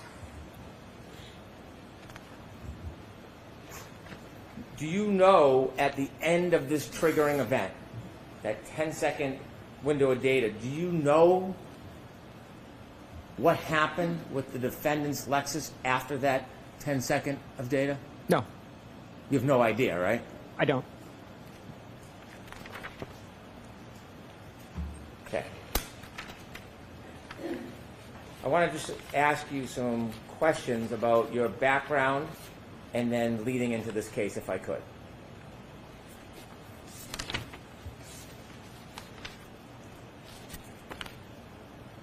You have a bachelor's degree and a master's degree. That's correct. You've worked for your company for some time. Coming up on 13 years next month, correct. You've advanced through the company. Yes. You presently are the director of engineering. Yes. Are you ACTAR certified? No. What is ACTAR? ACTAR is a body that basically offers a certification in accident reconstruction. Do you offer services as an accident reconstructionist? Sometimes. And you have been hired and come into court and offer opinions as an accident reconstructionist? In the singular time I've testified in court, it was not specifically for accident reconstruction, it was data analysis. Okay. You continue your education and you go to a number of different trainings and seminars as well as teach, correct? Regularly. And when you regularly go to continuing education, you have quite a bit of continuing education that you've been through, haven't you? Sorry? You've been through quite a bit of continuing education. Yes. You focus, as part of your specialty, on EDRs, don't you? That's correct. Event data recorders? Correct. In fact, when you promote your services, that's one of your real specialty, isn't it? Correct. and it's something that not only are you schooled on and you go through continued education, you're well published, aren't you? That's correct. And in your publications, you speak primarily about EDR type information. Yes. And that's something you are well skilled in, isn't it? Yes. Now, forensics or data forensics is a wide field, isn't it? It is. And you can do some things or many things in it, but oftentimes people specialize in parts of data forensics, don't they? Generally, yes. Well, speaking of you, you specialize in EDRs, true? Yes. There is a difference in different subspecialties, isn't there? In general, Oh, yes. yes. Okay. Now, are cell phones, is that a subspecialty in digital forensics? Yes. Is that something you're a specialist in? No. iPhones, are you a specialist in iPhones? No. Have you ever taken any specific training on mobile forensics? No. Have you ever written any papers on mobile forensics? No. Have you ever promoted yourself of having any type of subspecialty as an expert in mobile forensics? Never. In any of your continuing education, and you have a vast amount, have you ever taken any classes or seminars in mobile forensics? No.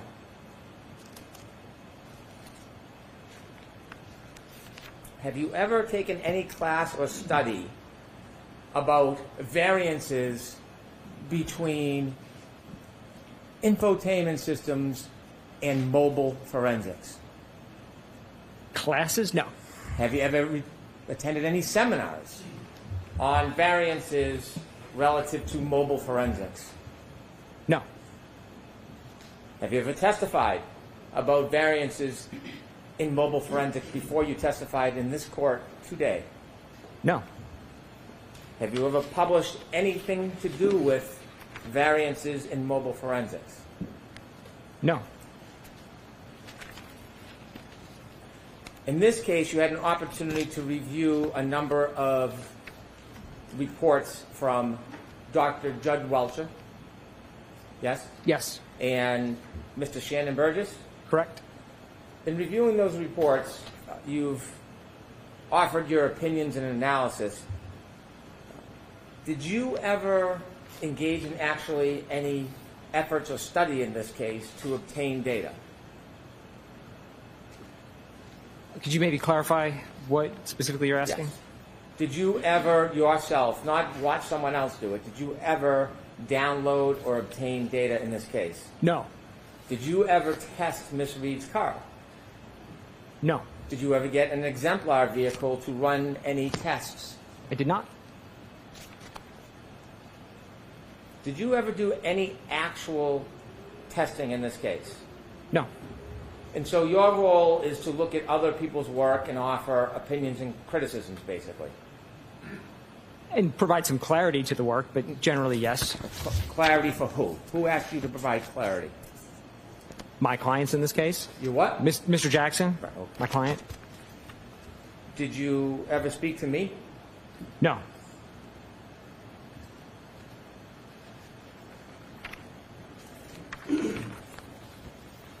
As an expert, when you analyze data, whether you actively got it yourself or not, do you ever give an opinion in paper called a report? You ever write a report? Yes. And you've seen reports in this case that you've looked at, correct? Correct. A number of reports by Mr. Burgess, Correct. report by Dr. Welcher, Also correct. reports that you're critiquing, right? Correct. Did you see Ian Whiffin's reports? It did not. How about Jessica Hyde? Did you see her reports? I did not. You were asked to consider information from Mr. Whiffin's report. No. Well, you were asked to assume that the last user interaction on John O'Keefe's cell phone was 12/32/09. That was stated in Dr. Welcher's report, so I started my analysis at that level. So none of the information did you actually personally go and vet or analyze or make any determinations about. You're just critiquing written reports. Correct. Well, As an expert coming into court and testifying and having opinions, you put together a PowerPoint, didn't you? Yes. Why didn't you ever put together a report to share the basis of your opinions and the process you went through to arrive at your opinions before you came into court? Primarily, I wasn't asked to, so I didn't do it. I wouldn't commission work without being asked to do it. And number two, the extent of my work beyond building the PowerPoint was just basic addition, just adding numbers together that already existed in the Aperture reports.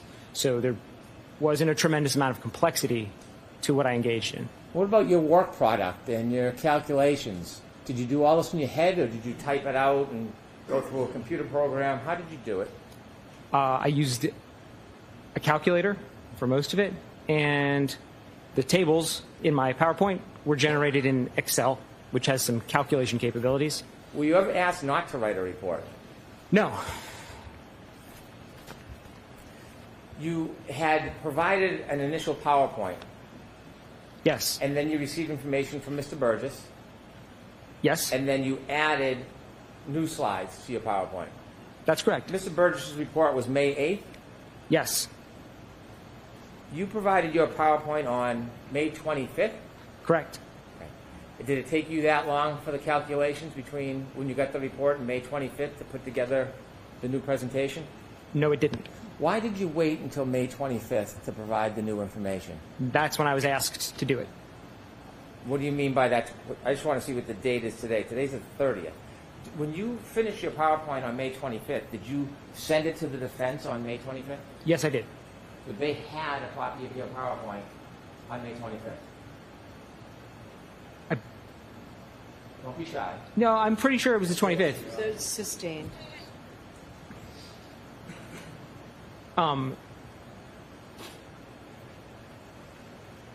Yeah, if it wasn't the 25th, it would have been maybe the day after, but it's dated the 25th. I'm almost positive I provided it on the 25th.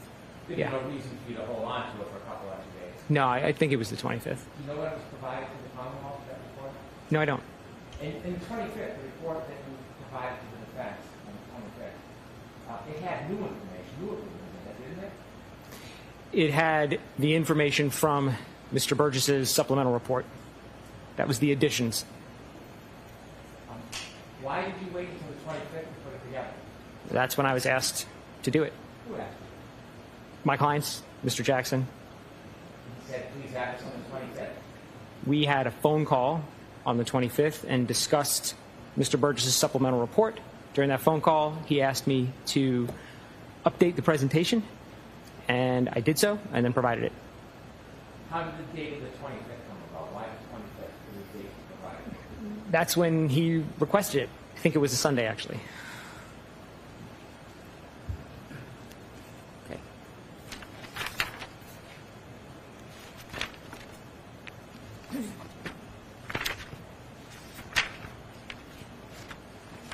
When you first got involved in this case, it was last fall, Correct.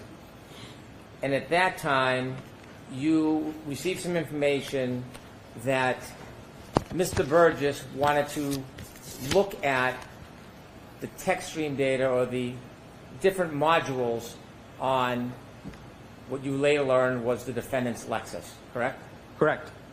There was a proposal from Mr. Burgess. Mr. Burgess wanted to go back to the car and look at the modules and try to download more information from them, correct? Correct. And you then got involved to look at what his request was, the procedure that you wanted to follow. Yes. When you did that, were you given any materials about what had happened before you and Mr. Burgess both got involved? I don't recall specifically, and I don't think so. I think I was just provided the notice of testing that was to be done. Well, you ended up drafting an affidavit. I did. And in drafting an affidavit, you pointed out some oversights of Mr. Burgess, didn't you? I did. Determining the oversights required some study of actually the data and the information that was available, wouldn't it? It would. So, can we presume that before you wrote the affidavit pointing out the oversights, you had looked at other materials? If I recall correctly, the notice of additional testing from Mr. Burgess contained attached to it a whole report by him documenting why he thought there was an inadequate initial acquisition, why he thought the sizes were wrong. So I don't remember referencing anything beyond all the information that was contained in that. Now, whether that was combined by somebody else or not, I don't know. That's how it was provided. Did you end up looking at the report of Ms. Gaffney and what had happened in the past with the download and search of Ms. Reed's Lexis materials? If I'm remembering right again, I think Ms. Gaffney's report was also attached to that same singular file. You learned that the defense expert, Ms. Gaffney, had downloaded data from chips, correct? Correct. And Mr. Burgess was asserting that there was information missing and believed that there was missing information from the chips. Correct. In that form, it's sustained. It's stricken. It's stricken. My apologies. The conclusion Mr. Burgess had is that he believed there was missing information from the chips. He did. He miscalculated the size of the chips. Did you do any study to see if there was actually information missing from the original download? No, I looked at the data sheets for the chips and then immediately realized what the error was. The data sheets specify a size in megabits or gigabits, and Mr. Burgess had written his report in the context of megabytes and gigabytes. And then you asserted, or you took the position in your affidavit, that there should be no further chip loss, no further study of those chips, other than to ensure the amount of memory was sufficient. It's not how I recall specifically what I said. Well, let me read it because I don't want to try to malign your words. Please. Mr. Burgess' proposed protocol labeled, "We attempt chip-off acquisition is unnecessary because the file size of the acquisition performed by Ms. Gaffney already matches the expected memory storage capacity of the components." That sounds accurate. If you want to see this, I don't want to read from the document. If you need to see it actually, just let me know. That's fine. I trust your reading. However, an acquisition may be conducted for the sole purposes of ensuring the contents of the memory chips have not been altered since the last testing by recording the checksum. Yes. Did it cross your mind at that point that there was important data in those modules that was not seen or recovered or obtained by Ms. Gaffney? No. Did you want to know when Mr. Burgess was looking for more data, more information, what he thought was missing? He stated, I think, in his report or affidavit, I'm not sure what it was, but he stated what he thought was missing was there was a physical size difference. So he thought there was not corrupt data, but just missing chunks of data. Log on information, you've heard of that. Ignition on and ignition off information. Yes. And an infotainment system. That's important information when you're reconstructing an accident, isn't it? It could be. Well, you read information in this case. Pretty important in this case, wouldn't you say? Yes. And so you would not want to engage in that process without this pretty important information, would you? Which process? Of an accident reconstruction? Sorry, so can you restate it, the whole question? I'll ask it again. Yeah. You said you have some experiences in accident reconstructions. Yes. Don't you want all the data available? The more data, the better? Generally, yes. You wouldn't want to ignore data on purpose, would you? No. I mean, as a data analyst, the more data, the more you get to look at. Yes. And so the power log on information that actually has date and time, that's critical in an accident reconstruction, isn't it? In some accident reconstructions. In some, there's no debate about when a vehicle was on or off, but if there is, then yes. Not just on and off. The power log on and off gives you the date and the time that you can match with the text stream data, correct? Yes, it does. Because you know text stream data itself doesn't have date and time. It can, this vehicle didn't. It can, but this vehicle did not. This had a running time instead, like That's a stopwatch.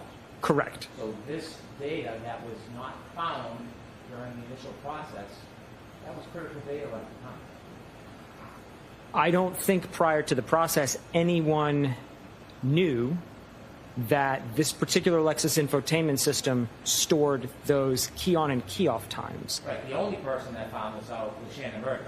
He found it in the process, but I don't think anybody knew in advance of this case. There was nothing out there about it. So to my knowledge, this is the first time that this specific data has ever been released into the wild. But it was on the board there. If someone knew what to look for or got creative, they could maybe find it. Yes, more so to your if got creative, because I don't think anyone would have been able to have the foreknowledge that there would have definitely been that. Shannon Burgess did. Objection. Sustained. I'll strike it. And when Shannon Burgess went to obtain that data that everybody else overlooked or didn't know about, you went with him. Yes. So you had a process where he was going to now control the data and take the information that was left behind and remove it from the infotainment board, correct? He actually never specified anything about the SD card in that initial notice. So it was a departure from his protocol, and it was a little surprising to me when I got there that the protocol was written with a specific focus on a number of other chips, and it became very apparent to me very quickly that the focus was not on those chips, and the focus was on this SD card that had previously been unmentioned. There was nothing in there about that prior to that. Did it offend you, or were you impressed that he had found that? I was a little confused because I went into it with an expectation. Generally, if we write a protocol, we adhere to the protocol. If we're going to deviate, we have a discussion about deviations. So I was just surprised. It's not customary to sort of shift out of nowhere. But other than that, I did not know what to think of it because I'd never heard of that.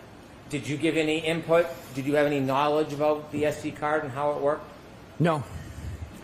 So when you watched Mr. Burgess remove the SD card, did you appreciate he'd have to engage in what you call reverse engineering? He did not elaborate to me exactly what his whole process was at first. It sort of came out as time progressed through the first day in his office in Texas, and then I learned more as we moved to the second testing in Massachusetts. But he didn't explain it to me in one go.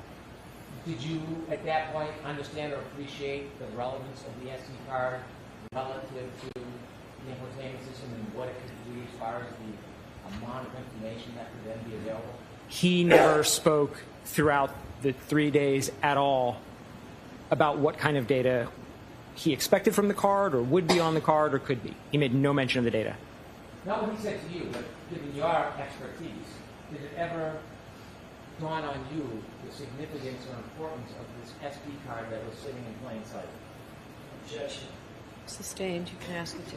Did it ever dawn on you that as Mr. Burgess was recovering this information left behind, that there was something important or significant about it? At the time, I thought it was a possibility. If you reference the initial work, a number of different memory components were identified in this infotainment. There isn't a singular memory chip. So if we're looking for data, it could be in any of them. So we found a new source of data storage, and there could be something there. There could be nothing there. It was unknown to me. But it turned out there was. There was. Now, when you were watching Mr. Burgess work, as an expert, if you felt like there was something inappropriate or he had some great oversight, you could write a report about that, couldn't you? I could. Did you ever write any report in this case? No. So you never wrote a report for your preparation of coming in and your data in the PowerPoint presentation, right? Correct. You never wrote a report regarding any of your observations of Mr. Burgess. Correct. You said that he didn't say anything. He spoke to you quite a bit during the process, didn't he? He did. He showed you what he was doing. He did. He explained to you what he was doing. He explained the process. I think you had asked me earlier about whether he explained the data, and he didn't. He demonstrated great proficiency, wouldn't you say? He ended up with a successful acquisition of the card at the end of the process.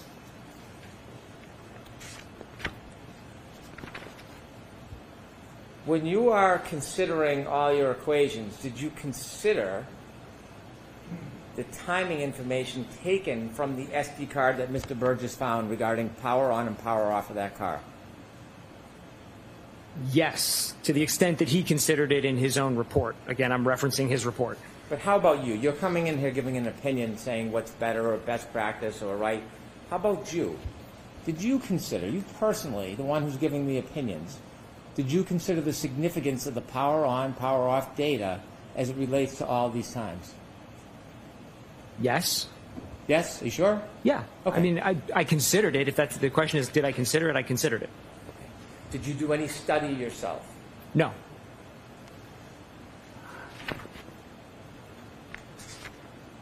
Now, we agree, or you agree, that there are variances between different devices. Yes. So a Lexus clock that comes from the infotainment system is very common that it would be different than a different device like an iPhone.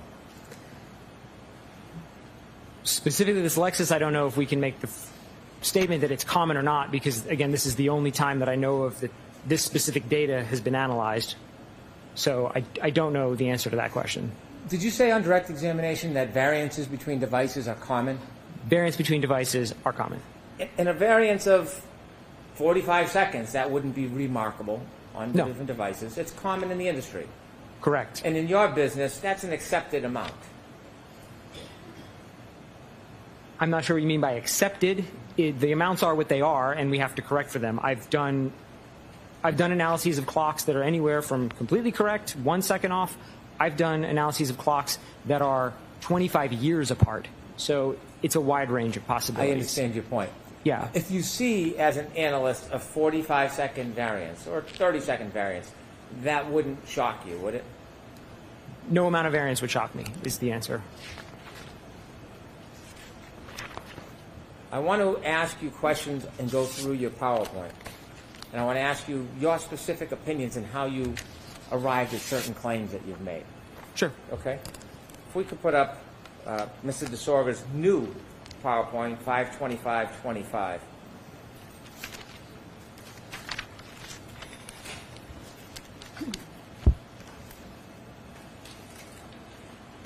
You've made a modification to your PowerPoint. Yes. You've made an amendment to your PowerPoint. Yes. So there was something that happened, you received new information or new data, and you updated or changed your PowerPoint. I did. And that's an appropriate thing to do when you receive new information, isn't it? Yes. If you have new data, you don't want to leave it behind. You want to make the best presentation with the best data you can. I'd want my presentation of the data to be as accurate as possible, so I included all the data. And you would expect that from any expert, wouldn't you? If they received new information or analyzed new data and it was important, it would be an appropriate best practice to update the PowerPoint or information they're providing, wouldn't it? Objection. I'm going to allow that. I don't know if I would tell other experts what their best practices are. I would say, generally as experts, we do work that our clients ask us to do. So if we're asked to do it, we do it. If our clients say, hey, don't do that, then we don't do it. Well, you like the phrase best practice on direct, so I'm just wondering if I can borrow that phrase. Sustain. Okay. We can turn to page 2. Now, this is taken from Dr. Welcher's report. Yes. And again, you did no testing whatsoever. You just read I the did not. report. Did you read all of Dr. Welcher's data, the gigabytes and gigabytes of data? Did you go through it all? Not every slide, no. Not just the PowerPoint. I mean the actual massive amount of data in his study. Did you go through the data? Oh, no, I didn't look at any of the data. Did you ever speak to Dr. Welcher? No. And so when you are making assumptions on what he thought or how he analyzed, you're just guessing. I am looking at what Dr. Welcher put in his trial presentation, and my assumption that's baked in there is that he's going to stand behind the things he says in a presentation, so I'm taking them at face value, but as being correct. Well, it's not a matter I'm of not guessing. It's not a matter if he's going to stand behind it. You don't know why he put something in here. You just see it on the paper. You don't know what his thought process was, did you?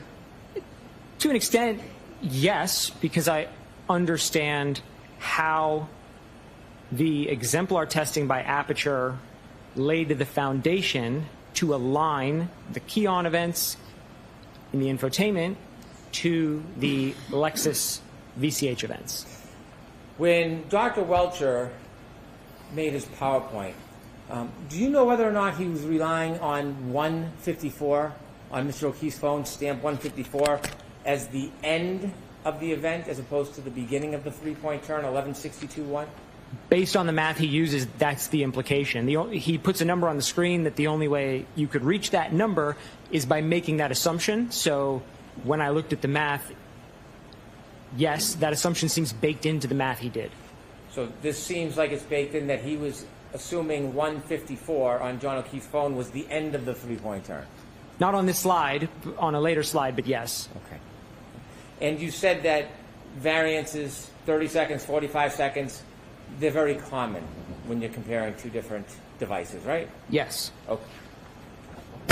Turn to the next page, please. You point out 2 times for the jury, the Lexus event 11:62:2 ends 12:31:43, right? Yes. And that's based on the clock in the infotainment system. That time is based on 2 things: the clock in the infotainment unit and the cumulative key-on timer in the text stream data. So it's a combination of 2 values. Which is the running clock. Correct. Right. And that is compared or contrasted or coordinated with the log on off time that was found on the SD card. Yes? Yes. And without that SD card, we wouldn't have that time now, would we? Correct. Okay. 123209 isn't something you analyzed, but you just read in the report that that is information from Ian Whiffen suggesting or taking the position that was the last user interaction John O'Keefe had with his cell phone, 123209. That's how I understand it. There was a phone lock at 12:32:09. I did not look into the underlying reports from where that came. And you know those are 2 different devices, 2 different clocks that will have a variance. Yes. You mentioned trigger event, and you said that your preference is to, when you're doing times, to point it from the actual trigger event, and there was a little slap for emphasis to target you on that, right? The trigger event. That's not a standard practice or a protocol that is supported by any type of literature, is it? It's the methodology I teach, especially in the class I teach on the analysis of heavy vehicle data. We have the exact same problem with heavy vehicles. They all have clocks on them. And so, in fact, I do a lot of clock adjustment on heavy vehicles relative to other sources. And the way I teach it, the way I'm not the only instructor, collectively the way we all teach it is we generally start the analysis at the trigger, which is not to suggest you have to do that. It's not wrong to do it a different way, but that would be let's call it the default methodology. The default methodology, do you have any professional literature that says that is the best time to start the analysis? Not literature. I mean, that's sort of my opinion, because that introduces the least amount of variables. Once you start trying to align events off of subsequent times, you just introduce more addition and subtraction or math you have to do. So it's easiest to do T0 and align everything from there. If you're lining up the end of one event with the end of another event, it's more coordinated than if you take it from different spots, isn't it? That could be a scenario where then you wouldn't use it. Right. Like I said, it's not the only way, but it's the default way. I don't disrespect your method, but there are other ways to do it that are just as legitimate as the trigger time. Absolutely. And that's why I didn't change the convention here. I used their convention, so you're apertures. Not suggesting that Mr. Burgess was being misleading by choosing the endpoint when he pronounced that's exactly the point he was considering, are you? No. And so the word cherry picking, you're not saying he was cherry picking, are you? I don't remember the context in which I used the word cherry picking, but I don't think it was with respect to a trigger alignment. So there's no legitimate professional basis of suggesting your way is better or worse than going from the front or the end of the event? No. So you're not offering criticism on that, so just so I understand. Not criticism. I pointed out that it's not typical, and I pointed out not even to say specifically that it's not typical, because even that, to your point, might sound critical. I just want to be clear that I adopted their convention. It's not the way I would have done it, but I kept that convention consistent in my analysis, so I wasn't changing in the middle, trying to obfuscate what I'm saying. I appreciate that. So if someone's looking end to end, you're not going to add 5 seconds. It's if someone went from middle to end. Could you give me that? Yeah, you were suggesting those questions about, well, since you're looking at the end instead of the middle, then you got to add another 5 seconds on. That's not really an accurate analysis if you're looking at a comparison from end to end. You wouldn't then add the 5 seconds to the time of the trigger because you're starting at the end from both devices. Objection, Your Honor. I'm going to allow it if you can answer it in that form. It's going to depend on if you're doing an alignment with something that is a range of values, then you have to be consistent on where you're doing it. If you're doing discrete points, then that's just a single point in time. There's no beginning or end. It's just a single second. So the best answer I can kind of give is it depends on what you're doing. Well, in this case, they were basing it off the end of the event. The end, not the trigger, the end. Comparing it comparatively to the end of a different device. So you wouldn't just add 5 seconds just for the heck of it. You would not add 5 seconds for the heck of it.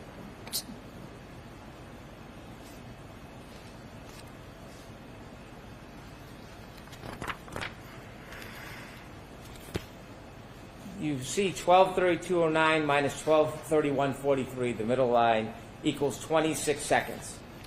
Isn't that in Dr. Welcher's slides before, let me phrase it more cleanly,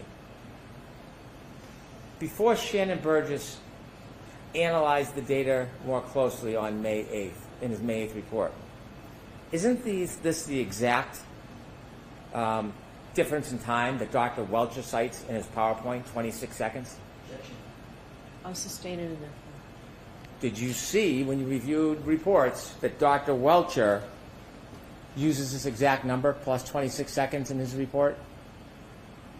I got the number from the PowerPoint. I'm sorry, not the PowerPoint. report, but that is all of the numbers here on this slide are from Dr. Welcher's PowerPoint. And on the previous slide, I show that. So these are all just copied straight from that. And you've labeled this John's interaction window. I did. Okay. Interaction window. Do you think it might be confusing when you use interaction window to make it seem like the event was limited to 10 seconds? No, and that's not the implication there at all. That's not what you're trying to say. That's not what I'm trying to say. Fair enough. Fair enough.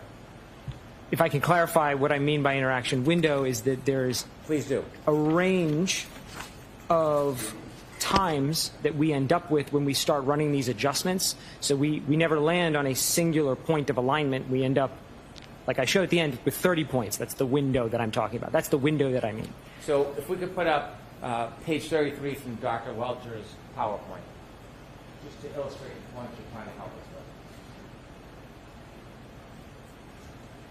Why that a little forward? So this represents, you've seen this, right? It looks familiar, like it's from one of his slides. And if I've seen it, I did not spend a lot of time digging into it. Does this look like the 10 seconds of data that would be captured from a triggering event in a text stream data? Objection. I want to see you at sidebar.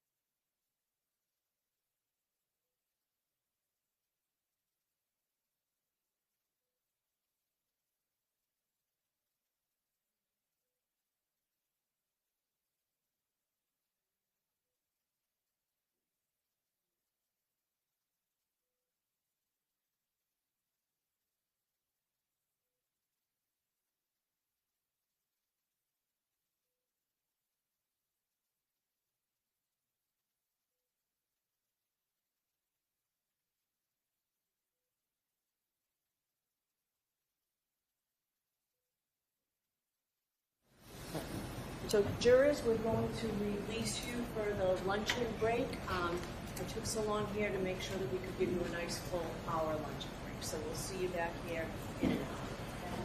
Please rise for the jury.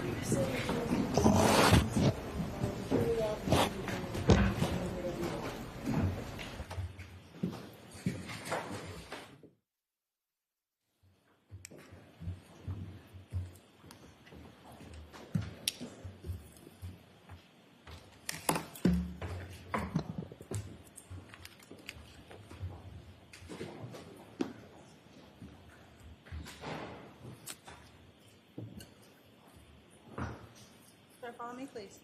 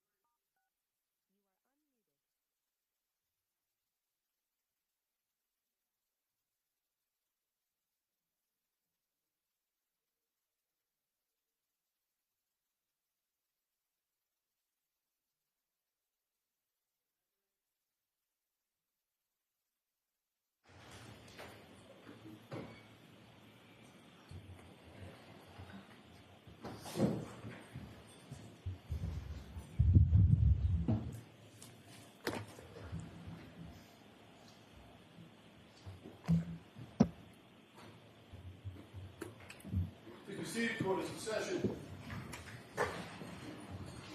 Whenever you're ready, Mr. Brennan.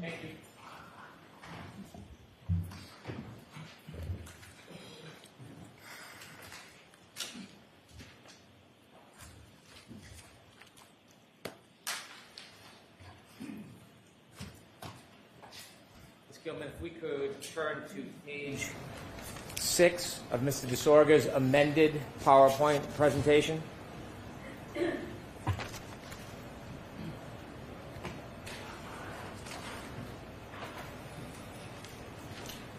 Sir, I want to ask you about your opinions, and inevitably some of the slides that you've presented to this jury regarding adjusting the clock in a time period of 3 seconds. You have given an opinion that there's a difference that you see in the reports between when the defendant's Lexus is powered on and the infotainment system begins, correct? Yes. There's a 3-second difference on the exemplar vehicle between when the power is turned on and then the screen lights up, the ignition, the infotainment system. The 3 seconds I'm referring to is the timestamp in the data from the SD card. So I'm referring to the timestamp in the SD card. It seems that that's coupled to the screen, but I just want to make it clear I'm referencing the data from the SD card. The data from the SD card correlates directly to the infotainment system itself. The date does, yes. Because the SD card is, with the other chips, part of the board that makes up the infotainment system. Yes. That infotainment system powers the screen that goes on after a user presses the button to start the vehicle. Yes. So the time that the infotainment system is registering is when the infotainment system goes on, not the power on event. Correct. So that 3 seconds that was tested with the exemplar vehicle between pressing the button to turn the car on and the time the infotainment system turns on, the infotainment system clock does not accommodate that 3 seconds. Correct. So when we're talking about time on infotainment system, we're talking about after the 3 seconds when the screen comes on. Yes. Okay. Now you've made some slides and you've made some assumptions suggesting that that 3 seconds should be added to your analysis. And I want to ask you about your analysis regarding the 3 seconds. If we could turn to page 7, please. If you could zoom in on the left side. Sir, you told us that you didn't do any testing or data vetting yourself. You simply relied on reading and reviewing Mr. Burgess's report and Mr. Welcher's report. Correct. And really, the information you're reviewing is Mr. Burgess's report. There's only a few references in Mr. Welcher's report where he cites Mr. Burgess's findings, correct? Most of it is from Mr. Burgess's reports. There's really nothing in any of Dr. Welcher's reports that you are considering that is not in Mr. Burgess's report. The .154 alignment methodology, I think exclusively is in Dr. Welcher's and is not present in Mr. Burgess's. Did you read both of Mr. Burgess's reports? Yes. You're not aware that Mr. Burgess talks about that timestamp in his reports? He mentions it in the second report to say that he doesn't think, basically he doesn't think Dr. Welcher should have aligned it on that. That is exactly not what he said. Where in the report, where in his report does he say that Dr. Welcher should not have relied on 154? Where does it say that in his report? I have it here. If you can give me the page, we will take a look at it. I don't know the page, and I'm paraphrasing. By no means am I conveying that as I'm directly quoting it, but I remember that as something I read in there. Well, I was careful in your affidavit not to paraphrase you, right? Sustained. So when you just made that assumption or that suggestion characterizing Dr. Welcher's state of mind or thought process, Is there anywhere in the report you can cite or show me where Dr. Welcher said that? No. Okay.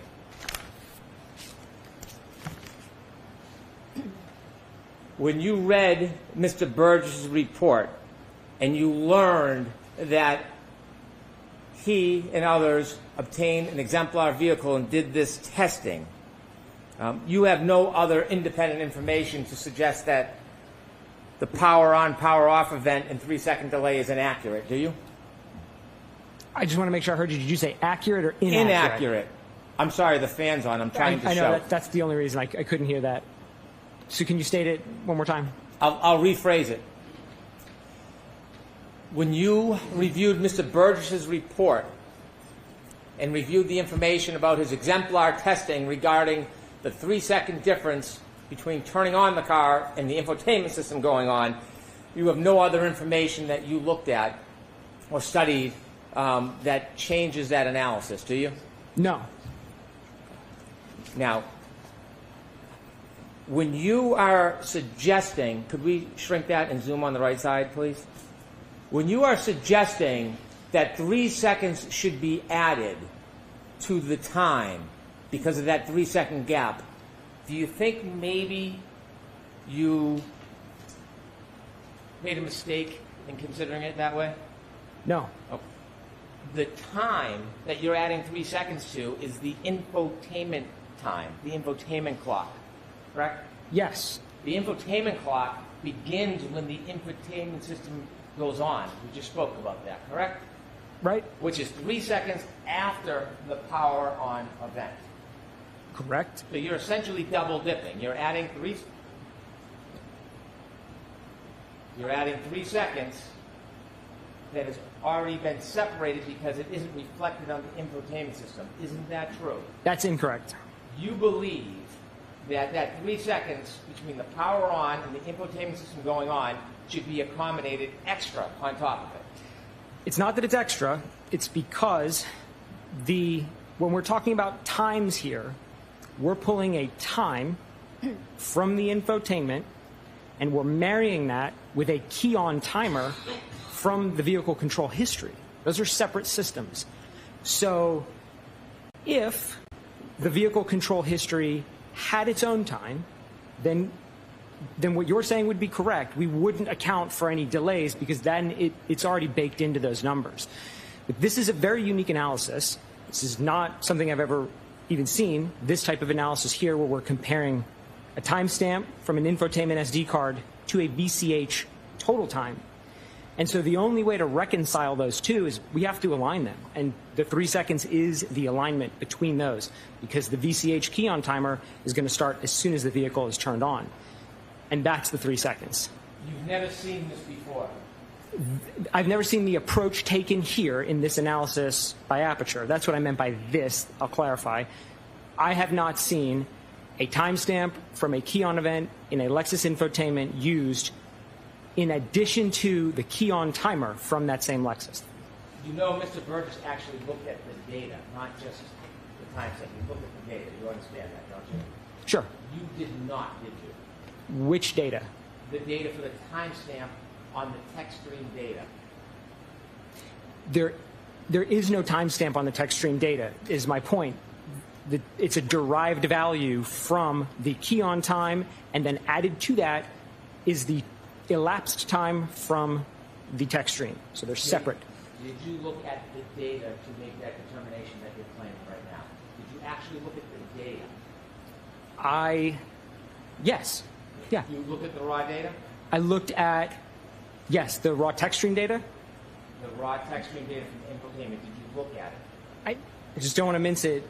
The text stream data is an independent system from the infotainment, and you said from, so they're not. Did you look at the infotainment raw data? I did. Okay. And did you find a timestamp on the infotainment raw data? Yes. Now, when you added 3 seconds, you were trying to, in addition to the infotainment data, you were adding on the 3-second delay that now you're saying might not even be accurate. Is that fair to say? I don't think I've ever said it's not accurate. I said that In the exemplar testing, they documented this behavior of a 3-second delay. And that needs to be accounted for if you're going to correct the timestamps. However, the caveat I put on that was only with one exemplar vehicle. So it could be that this behavior, the 3 seconds, is unique to the exemplar and would not apply to other similar vehicles. And so that's why I did either nothing or the 3, because there's nothing to support something in between. So you disagree that the clock stamp on the infotainment module begins the run. You believe that there's potentially 3 seconds before when the ignition goes on that should be added to that time. I know from testing other Toyota systems that the key-on timer happens almost at the identical time that the vehicle is turned on. That timer starts running basically immediately. But on this case, you don't know anything firsthand because you didn't do the testing yourself. I don't know if it would specifically apply to this Lexus. I know that from other Toyota testing, but And not you're this specific Lexus. I'm sorry. Finish. No, I'm clarifying. I do know that from other Toyota and VCH systems that key-on timer is basically simultaneous with the key-on. I have not tested it on this, and I don't believe that it was tested by Aperture when they had it either. They didn't document the accuracy of the run timer in their exemplar, so we don't know. Well, you don't know that they didn't document that. To be fair, if they did, it was not in their reports. Right. So in this case, you said cars are different, and that's why you're hesitant to accept the fact that there's a 3-second delay. It's a yes or no question. I'm saying we don't know. Had Aperture done testing with a separate vehicle, then we could establish, is the 3 seconds the same, or is it unique? We don't know. The answer is we don't know. And so when you are determining that 3-second variance, you don't have any assurance in your own mind whether or not this car, Ms. Reed's Lexus, has a 3-second variance. That's what you're trying to say. That's correct, and that's why I run my calculations with and without it. And the way you would determine that is to actually do testing or look at the data. More testing, I think, is the only way that would be able to be determined. Now, let's turn to slide 9. As part of your charts, could you enlarge the left, please? As part of your charts, you took this chalk from Attorney Burgess's report, and you made some assumptions about this, didn't you? I'm not sure. Okay. I applied the numbers in his third column to the times, so I mean that's the extent of the analysis. When you looked at the first 5 columns, 1:14, 13 a.m., 4:38, 16 a.m., 4:42:06 a.m., 4:45, 12 a.m., and 5:04, 28 a.m. You said on direct examination, oh boy. You said on direct examination that was matching infotainment to iPhone. That's what it says on the chart, so Okay. that's probably what I said. I don't remember specifically, but that's what the chart says. Is that your opinion, that those first 5 columns are matching infotainment to iPhone? The chart says infotainment call timestamp in column 1. It says O'Keefe iPhone call timestamps in column 2, and then it says offset. So I'm taking that at face value. You're basing your later charts on the predicate that these numbers, the first 5 columns, are infotainment compared to John O'Keefe's iPhone, aren't you? Based on the chart, yes. You didn't do any study on your own to determine the genesis of that information, did you? I'm aware of the fact that these calls, the 5 you mentioned, were placed when the vehicle was in a keyed off state. I'm aware of that. What I asked you specifically is, on those 5 columns, did you do any research or study to determine whether or not it was infotainment matches to John O'Keefe's iPhone or some other phone matches to John O'Keefe's iPhone? Did you do any independent study about that? No. Because in your ultimate conclusions and all the charts you've given to the jury and shown the jury, it relies on the conclusion that the first 5 columns are a comparison between infotainment clock and John O'Keefe's iPhone. Isn't that fair to say? That's exactly how the chart presents it, and that's how I present it. Did you know that at 1:14:13 a.m. the defendant's Lexus was turned off? Yes. Did you know at 4:38:16 a.m. that the defendant's Lexus was turned off? Yes. And did you know for 4:42:06, 4:45:12, 5:04:28, did you know that her Lexus was turned off? Yes. Do you know that when you make phone calls, oh, by the way, do you know on those different times, the first 5 times, where that information is generated from? Which column? Left column, 1:14:13, all the way down to 5:04:28. Those 1, 2, 3, 4, 5 columns. Do you know where that information came from? It came from the SD card from the infotainment. Yeah. Do you know where the genesis, the beginning, the source of that information? That matters, right? The source? It would. It would. Do you know where it came from? The assumption, the assumption is if the vehicle has a timestamp and the phone wasn't connected, it would have been synchronized after the fact. But that wasn't tested. And Aperture didn't do any of that testing in their work to look at the behavior of a timestamp in the infotainment when a phone is synchronized after the fact. Blaming Aperture is not going to get you out of answering the question. Did you know? Sustained. Sure.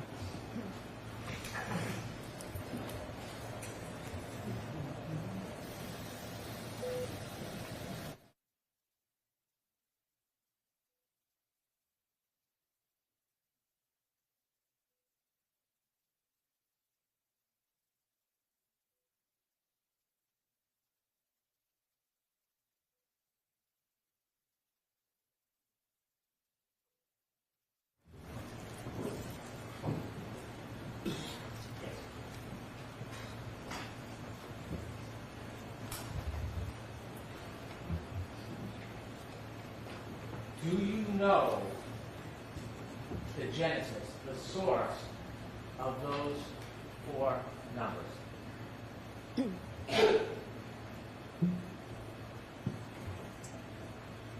Definitively no. Your entire premise for your slides and values and ranges depends on knowing the genesis of those numbers, doesn't it? I relied on Mr. Burgess's explanation that those times were synchronized after the fact. Did you know that those are all phone calls from the defendant's phone to Mr. O'Keefe's phone? Yes. You did know that. I know that they're phone calls From who? between. Sorry, can you maybe just state it more clearly? Because I'm not sure. I don't want to fumble through an answer if I don't understand the question. So, Do you know where those calls came from? The source. a phone. Whose? Miss Reed's phone.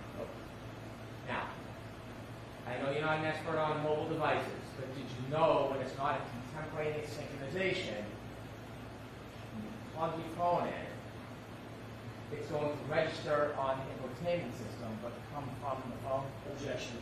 Sustained. Do you know when someone plugs their phone in after they turn the car back on, how it synchronizes on the infotainment system? I don't know if adjustments are made to those times during a synchronization or not. I think that's something that could be tested, and to my knowledge, was not tested. If you don't know, then your conclusions and all your opinions to this jury is based on an assumption that you don't even know the predicate for. Isn't that fair to say? My conclusions are based on all of the data that Mr. Burgess laid out. So he laid these out and went so far as to calculate the offsets himself. So there's something implied in his table by virtue of him calculating these that maybe he would decide to align them. And so, again, to provide the clarity on all the possible alignments, I included them. But that's not what I asked. If you're making an improper assumption about the predicate, about these calls and the source of them, and you're wrong, that would change your entire analysis and conclusions and charts that we see in your later charts, wouldn't it? Sure. If there was testing that showed that that is an invalid method on this specific Lexus and SD card, then of the 30 possibilities, some of them would end up being eliminated. Did you know that when an iPhone is plugged into a car, it downloads the information from the iPhone on the infotainment system? Did you know that? I don't know how the clocks are synchronized when you plug an iPhone into a car. Well, if you don't know, how can you make conclusions based on a predicate you don't even know what it is? The conclusions are based on the data in Mr. Burgess's report. I know you're not an expert on mobile devices.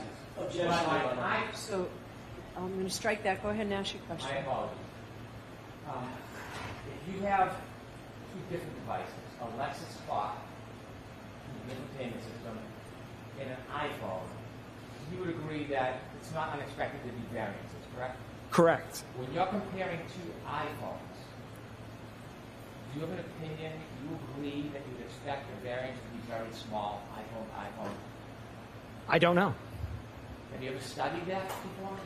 Two iPhones? Yes. No. So as you sit there today, you don't have any expertise, any education, any knowledge about how closely two iPhones would sync with each other? No. Do you see in the first 5 columns the numbers are small, 22121? Yes. Would you agree iPhone to iPhone using the same source of time is generally going to be within 1 or 2 seconds of each other? Objection. Sustained. Do you have any opinion about whether iPhones to iPhones will generally be within 1 to 2 seconds of each other? Objection. You can ask if there's an opinion. Do you have an opinion on that? No.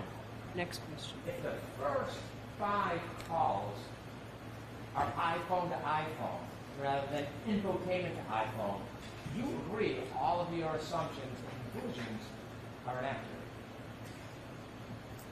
They're not iPhone to iPhone in the sense that column 1 came from the infotainment. The values were read from the SD card. So there's an assumption baked into what you're saying, that when a phone is synchronized, the infotainment assumes the times of the phone, but we don't know whether the infotainment would adjust those times to its own clock or not. You're speculating now, aren't you? We don't know. It wasn't tested. I don't know is the You answer. don't know. I don't know. You don't know. I do not. Okay. Don't say we don't know. You don't know. Objection, Your Honor. Sustained. So this is iPhone to iPhone. Then your assumption on the first 5, 1, 2, 2, 1, 2, 1. If they're iPhone to iPhone and you're wrong about the fact it's infotainment to iPhone, your assumptions and conclusions are inaccurate, aren't they? Objection. I'll allow this. If the title of the first column had iPhone in it as well, then I would not have used it in my analysis. But that's not the question. I appreciate that. My question is, if those first 5 calls were iPhone time to iPhone time, and you mistakenly analyze them as infotainment time to iPhone time, then the rest of your assumptions and charts would be inaccurate, wouldn't they? Objection. Sustained.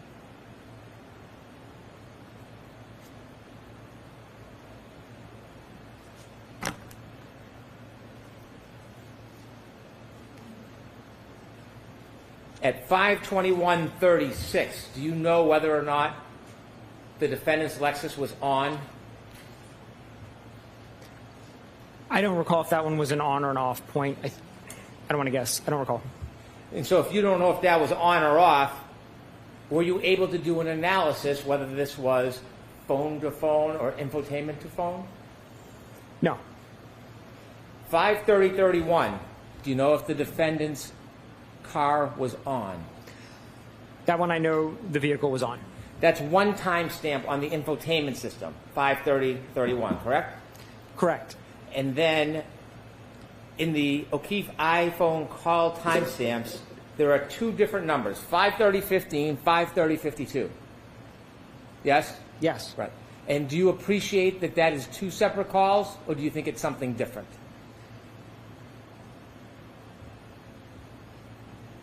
I'm going to paraphrase, again, Mr. Birch's report as I recall it, in that he stated during the testing they did with the exemplar, calls placed in close succession would not necessarily both be logged in the infotainment.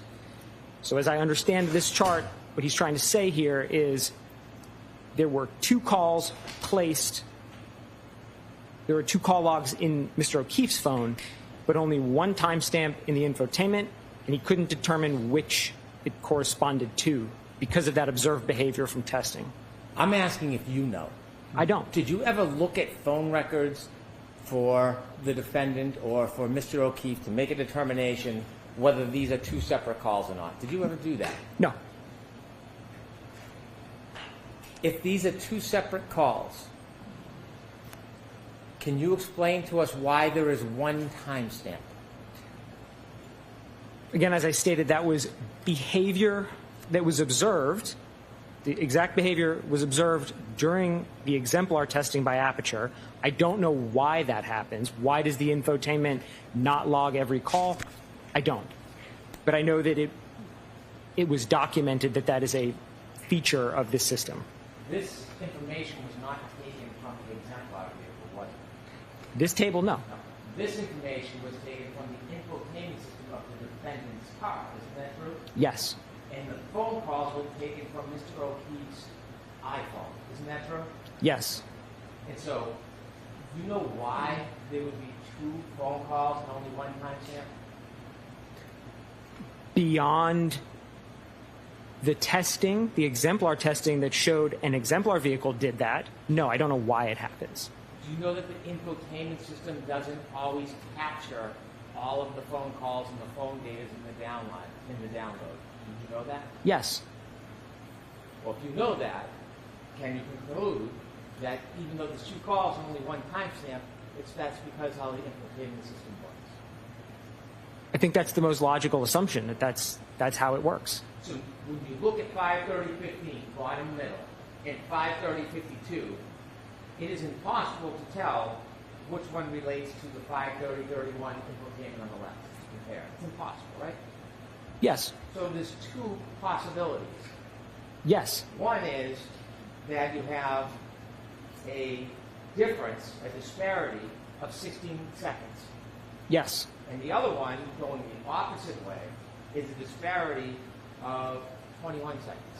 Correct. And so when you add those disparities, you have 27 seconds disparity in those. Correct? I'll allow that. Is there a 27-second disparity when you compare the 2? I'm not sure I understand the math. 530.31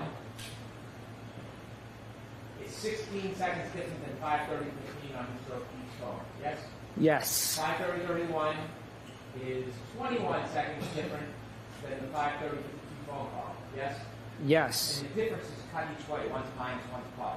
Correct. So when you add those disparities, you get 27 seconds, don't you? Objection. I'm going to allow that. No. Okay. What do you get? You're saying, if maybe so I can be clear what you're asking, if we have a negative 16 and we have a positive 21, Correct. How many seconds are in between there? Exactly.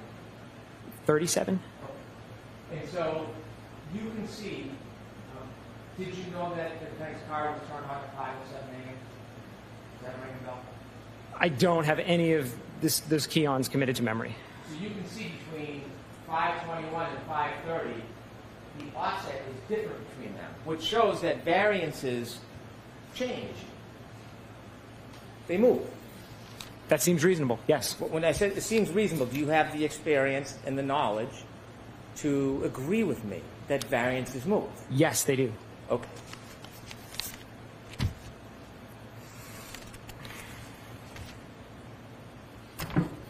If those first 5 calls were iPhone to iPhone rather than infotainment to iPhone, would you agree they should not have been considered in your analysis?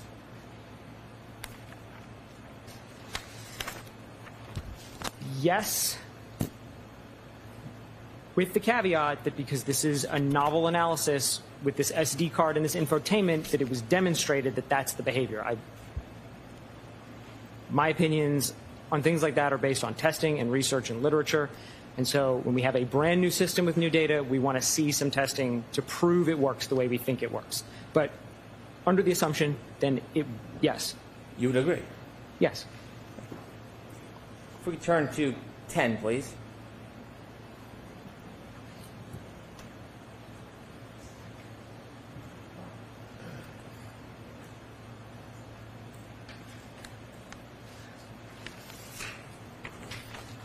Given, could you zoom in a little, please, on the left?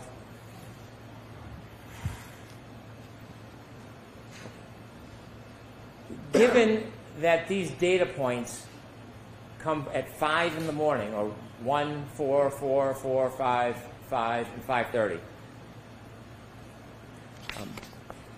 did you consider whether they would be less reliable than comparing to the triggering event, the 3-point turn at 12:23 the night before? Did you consider that?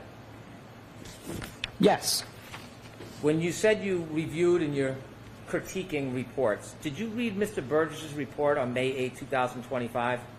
Yes. Did you read in his report where he explains that this is a less reliable method to, it's a less reliable method because of the time distance between the actual event we're interested in, 1162 at 12:30, 1:43 to 48, than the 3-point turn? Yes. Okay. When he explains that the method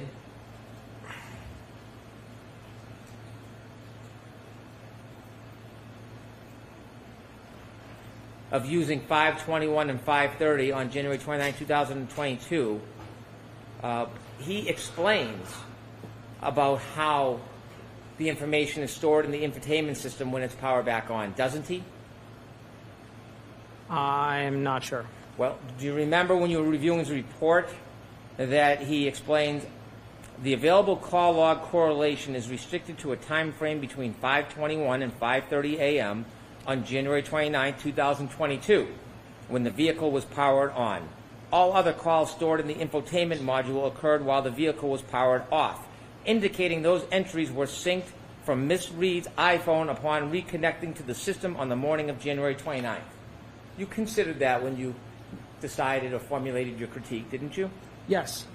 This further indicated that the associated timestamps for those calls originated from Miss Reed's iPhone. Did you read that? Yes. Relative to those first 5 columns, correct? Yes. This behavior was previously documented in the initial report, which is the January 30th report. Yes?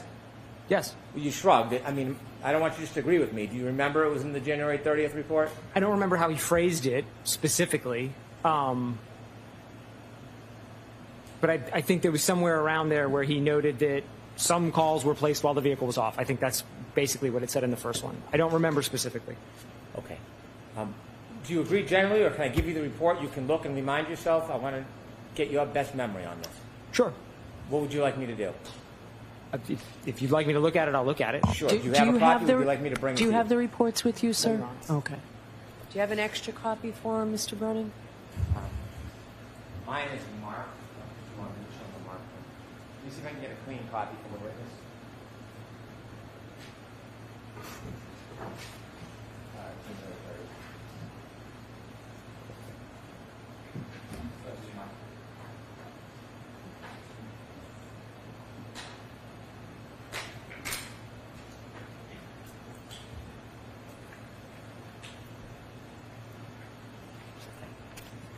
I don't have a clean copy. I don't want to show you something that has my writing on it. Not that I care that you read it, but it's protocol.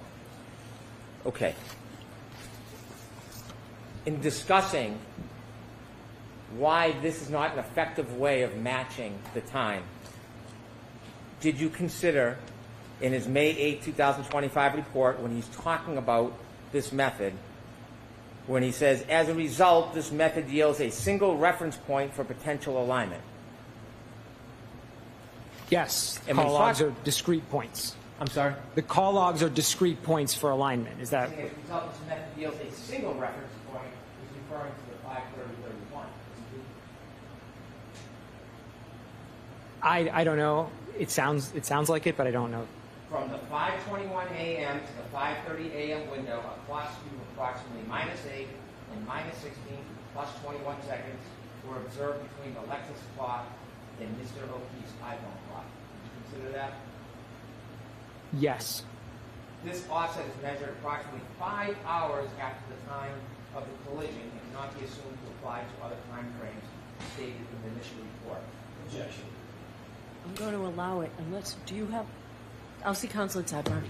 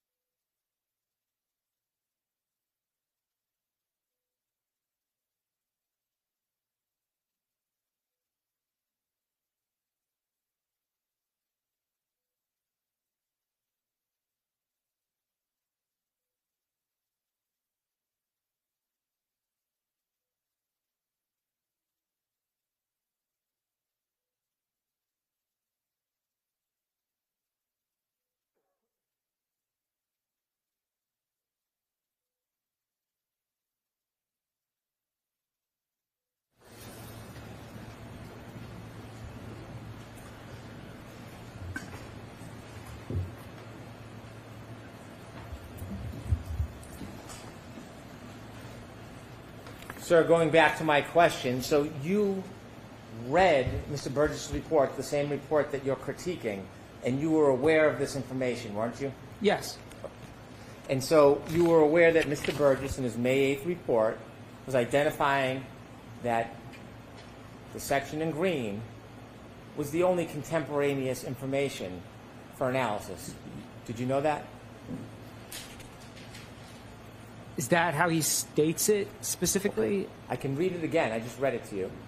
If you don't mind. Okay. Objection, Your Honor. So let's give him a copy. I'm sorry, Your Honor? Let's give him a copy. Does he have the clean copy?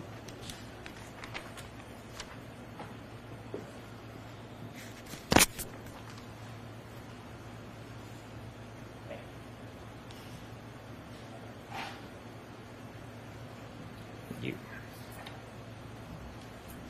You can turn to page 3. What I read to you was where it says clock sync method 1. Do you see that? Yes. And this is, if you look at the second paragraph, I read that to you word for word. Do you see that? Yes. The 5:21 a.m. and 5:30 a.m. are the only two data points when that car was on January 29, 2022. Is that fair to say? Yes. Okay. And if you look at the last paragraph, do you agree or disagree? As a result, this method yields a single reference point for potential alignment. Do you agree with that? No. Okay. Because you still are under the mistaken belief Objection. that Sustained. you still have the opinion that the first 5 rows are an infotainment to iPhone analysis. It's presented as that way in his initial report, which is what my initial analysis was based on. And in the supplemental report there's no further testing to say one way or the other. He just has a new opinion. So I stand by the initial analysis that I had, that those points should be included with all of the other points. But that's not my question. My question is, you are taking the position those first 5 calls are an infotainment to iPhone analysis. They could be, and so I include them. I'm not saying they definitively are or not, which is why I never say there is one way to do it. That's why I say there's a whole host of ways to do it. So you're now saying that you're not assuming that's an infotainment to iPhone analysis. Are you now saying that? It's stated that way, and I think it could be that way, but it might be iPhone to iPhone too, if those times are just copied over. And if it was iPhone to iPhone, your analysis would be wrong. Certain lines would go away. So if you want to call the whole analysis wrong because of that, it might be your characterization. Okay. It would change the total number of possibilities. So if we put up chart 12, page 12, please.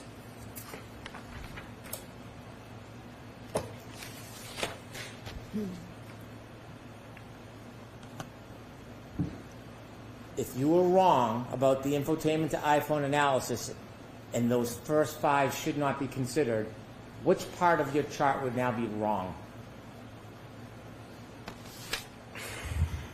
What do we have? 12 lines on the chart? I'm sorry? Yeah. We have 12 lines on the chart. If we decided to eliminate the lines that are based on the calls when the vehicle was off, we would be left with 4 lines on the chart.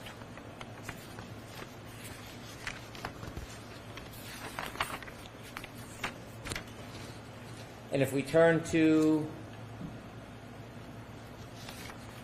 14, please. And if you could enlarge, well, I don't think you can enlarge it. If your analysis about infotainment to iPhone was wrong, you would agree those first 1, 2, 3, 4, 5, 6 columns should not be there, should they? No, the positive 16 stays, the negative 21 stays, 1, 2, 8, and 20 would go away. So we'd lose 4 lines from this chart. And the negative 16 line, that comes from information at 5:30 a.m. the next morning. Correct. And you would agree that that distance is not as accurate as queuing it from the 3-point turn event 11:62:1. The 3-point turn is closer in time than the call at 5:32. And thus more reliable, wouldn't you say? Generally. And the negative 21, that was from 5:30 and some seconds the next morning. Same idea. Not as reliable as the 3-point turn information. There's greater uncertainty the farther in time we get. So when we turn to the 3-point turn information, you mentioned in Dr. Welcher's report that it was noted that the timestamp 154 was the end of the 3-point turn event, correct? That's how he states it. And then more information was provided when Mr. Burgess then broke down that 154 timestamp, correct? Correct. And when he broke down the 154 timestamp, he actually wrote a report about it, didn't he? Yes? He didn't just have it in his head. He put it on paper for all to see, yes? Yes. And in that report, not only does he break down the data, he also shows a visual of the actual data on a map, doesn't he? He does. Okay.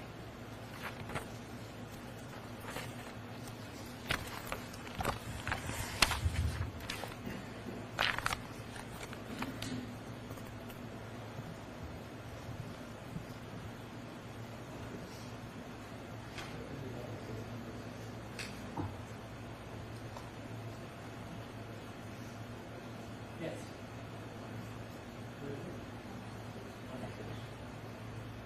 Exhibit 192A.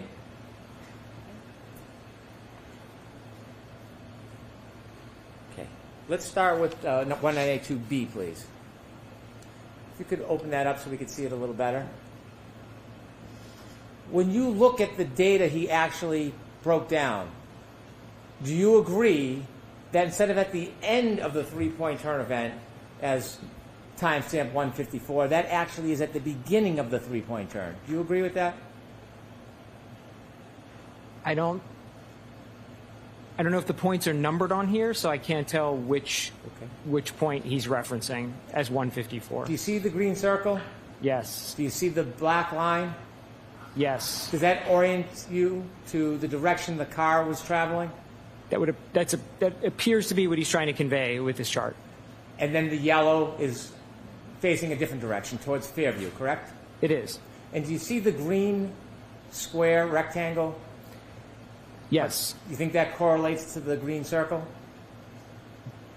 That seems to be what this graph implies. Okay. And it notes that... So ask it differently, Mr. Bowman. Does that heading note the start of the three-point turn of O'Keefe's phone is 12:23:59? I'm going to allow it. That's what Mr. Burgess states in the report. And do you have any information to suggest that's not spot-on accurate? No, I didn't do an independent analysis of the three-point turn maneuver. And then the heading of the change, end of three-point turn to O'Keefe's home, 12:24:07. Do you have any information to suggest that's not spot-on accurate? I did not analyze the three-point turn maneuver. And so when you look at that and break down 154, did you determine or make an analysis that 154 that was generally accepted, because there is variances between items, when you break it down with more specificity, 154 is actually earlier than the three-point turn conclusion. Did you consider that? I'm going to allow that, yeah. I'm not sure I understand the question, if you don't mind. You mentioned Dr. Welch's report said it relied on 154 as a timestamp for the end of the three-point turn. Yes. Based on Mr. Burgess's May 8th report and based on the data which you don't contest, you now agree that 154 was not the end of that three-point turn. It was at the beginning. Based on how Mr. Burgess presents it, I didn't do an independent analysis. So I'm not on one side with Mr. Burgess or one side with Dr. Welcher. They present independent methods. Are you suggesting in any way it's inaccurate?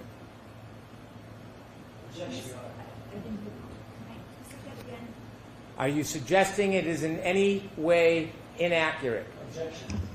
I'm going to allow that. I don't have any opinions as to the individual accuracy of the methods selected by either Mr. Burgess or Dr. Welcher. Do you have any information you'd like to add or weigh in on to dispute the accuracy of those times? Sustained. And let's turn to the previous exhibit so we can actually see the data that's broken down. If you could open that. The 154 timestamp, if you go to the left, please. Do you see that right above the green line? Yes. 12:23:58. You see that? Yes. And then the green goes to the orange, and that's an 8-second difference, isn't it? Yes. And when you looked at this, you considered that this was a more detailed study of that timestamp by Mr. Burgess, right? More detailed is, yes, that's correct. And do you know why he did a more detailed analysis of this? Why it wasn't in the original PowerPoint? No, I don't. Well, you said that variances are generally accepted in the community, right? Yes. But then you wrote a report suggesting numbers and additions, and you submitted that report as part of the basis of your testimony, right? I only submitted a PowerPoint. I have no report. PowerPoint.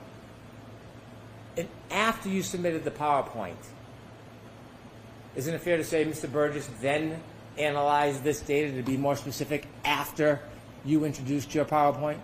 Yes. So can you guess why he went through a more detailed analysis? No. Sustained. Strike it.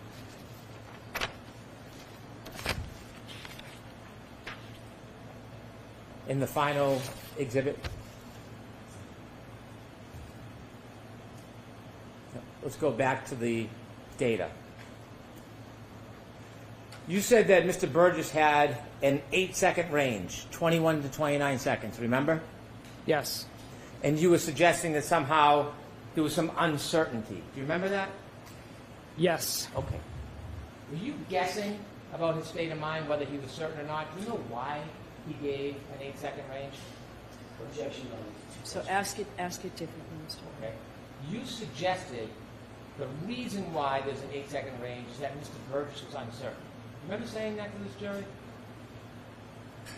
Not in those exact words, but that's what uncertainty is. Uncertainty is a range. If we don't know a specific value, we put a range around it. That's uncertainty. That's a. This data from the green, would you agree it indicates the beginning of the three-point turn, and then the orange is at the end when the car is already in motion at 11.2 miles per hour? Objection. I'm going to allow it. Do you agree with that? I see speed values there. I see some headings. I can't convert GPS in my head, so I don't know. You could have analyzed this data yourself, right? Before you came in and gave an opinion. I could have. But you didn't. I did not. Do you have any reason to test the accuracy of this data that's been broken? No objection. I'm going to allow that. No. And so by giving the range of 8 seconds, you talked about looking at different values to be fair, a wider range, right? Even though this analysis depends on the end of the three-point turn, wouldn't you agree it's kind of forgiving to give that 8-second range to give the benefit of the doubt by starting at the beginning of the three-point turn all the way to the end of it rather than just giving the end point? As to that form, ask it differently, Mr.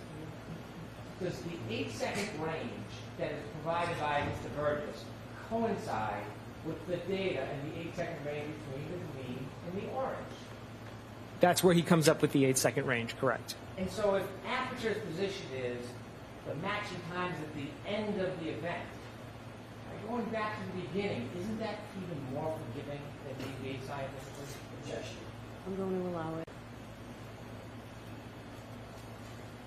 Yeah, I would call it a conservative approach to use a range of values. Right. The opposite of cherry picking, right? Sure.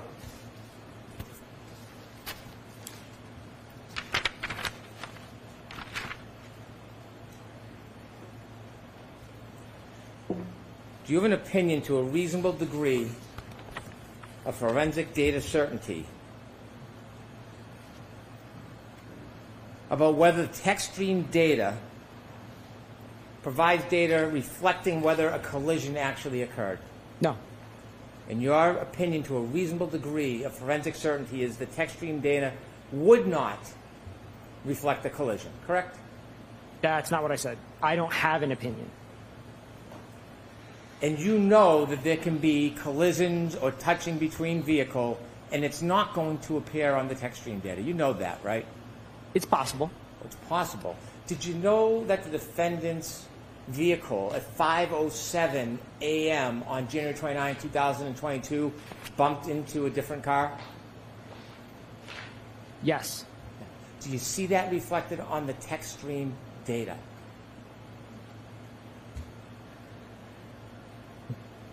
I'm thinking back to when I reviewed the raw text stream data, and I don't remember seeing an event from that. I can't really hear I don't you. remember seeing an event from that time in the text stream data. Well, you don't remember seeing it. It's not there, is it?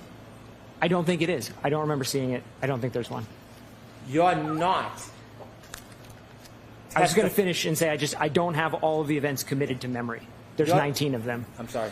There's 19 events. I don't have them all committed to memory. You're not testifying or offering an opinion that there was no collision with this car that night, are you? No. Because if you were implying that or suggesting that or insinuating that, that would be misleading, wouldn't it? It's not. Sustained. I have no further questions. Okay. You were asked a number of questions. Yes. Thank you.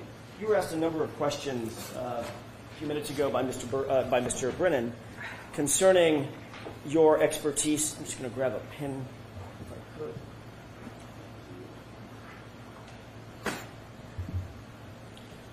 I could.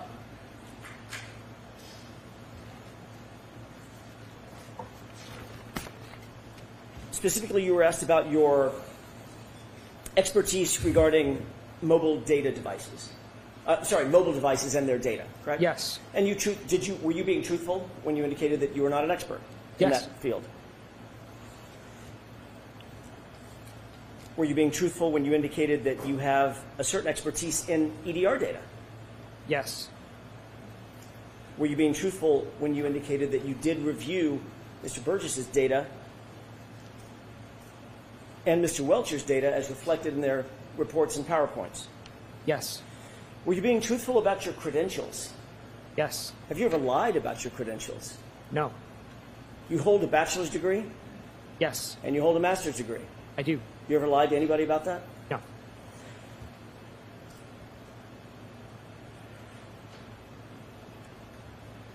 Mr. DeSogra, what is the only reason you amended your PowerPoint presentation from its original version to the one that you most recently amended it to? To include the additional analysis and data points from Mr. Burgess's supplemental report, So- the May 8th report. I'm sorry, I interrupted you. Go The ahead. May 8th report. So you amended yours because he amended his. Correct.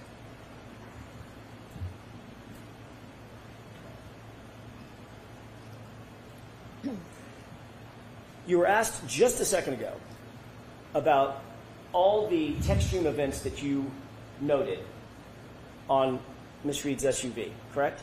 Yes. Mr. Brennan asked you about a specific text stream event at or around 5:07 in the morning, and whether you had something like that committed to memory, correct? Yes. You said, I don't have them all committed to memory, right? I don't. What did you say after that? Because there's how many? It was 19 events prior to 1162-2, 19 other events. How about after 1162? There were a number after 1162-2. I don't have the exact count in my head.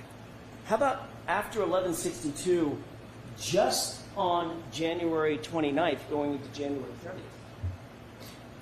There were other events. How many?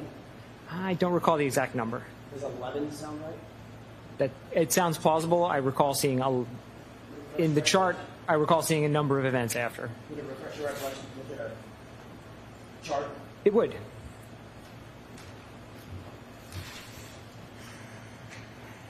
Thank you.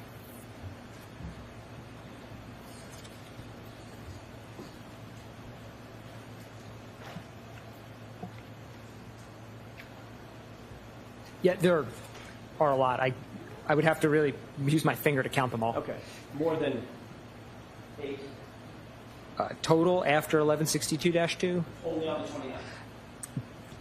There aren't date stamps on these because this chart is the raw text stream data, which doesn't have timestamps. Safe to say there are many, correct? Yes. May I approach? Yes. And again, this goes back to a question that you were asked by Mr. Brennan. I want to follow up on. In no instance were any of those related to a collision, to your knowledge, correct? Objection. Sustained. Were any of those that you reviewed at any time, the lifetime of the vehicle, related to a collision? None of them were triggered by a collision. Thank you.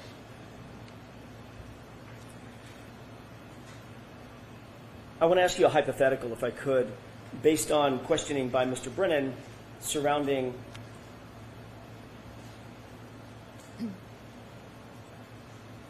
the 12/32/09 lock event. Do you remember him asking you about those questions, about that event? Yes.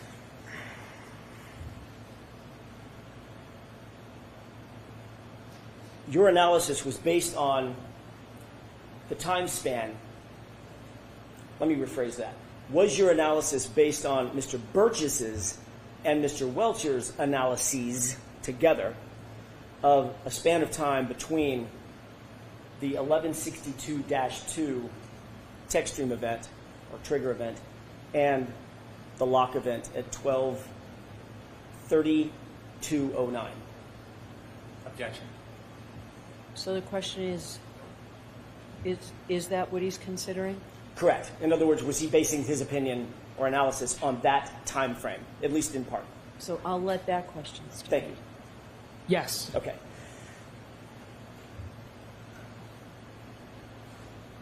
If you were told that there was another interaction phone event on John O'Keefe's phone at 12:32:16 in the form of steps taken, 36 steps over the course of 83 feet, would that change your analysis or opinion in any way? Objection. I'll allow that in that form. Yes. In what way?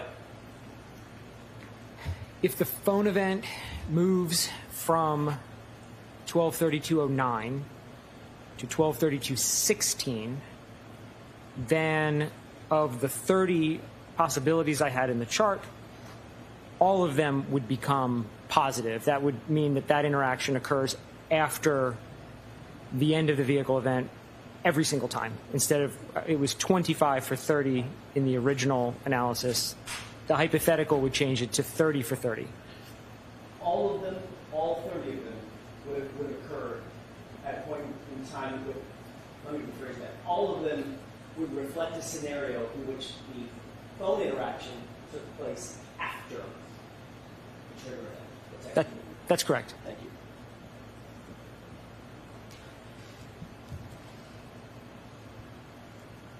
If you were told, I'll give you another hypothetical, if you were told that there was a Doppler state event on the phone, pocket state event on the phone at 12:33:14,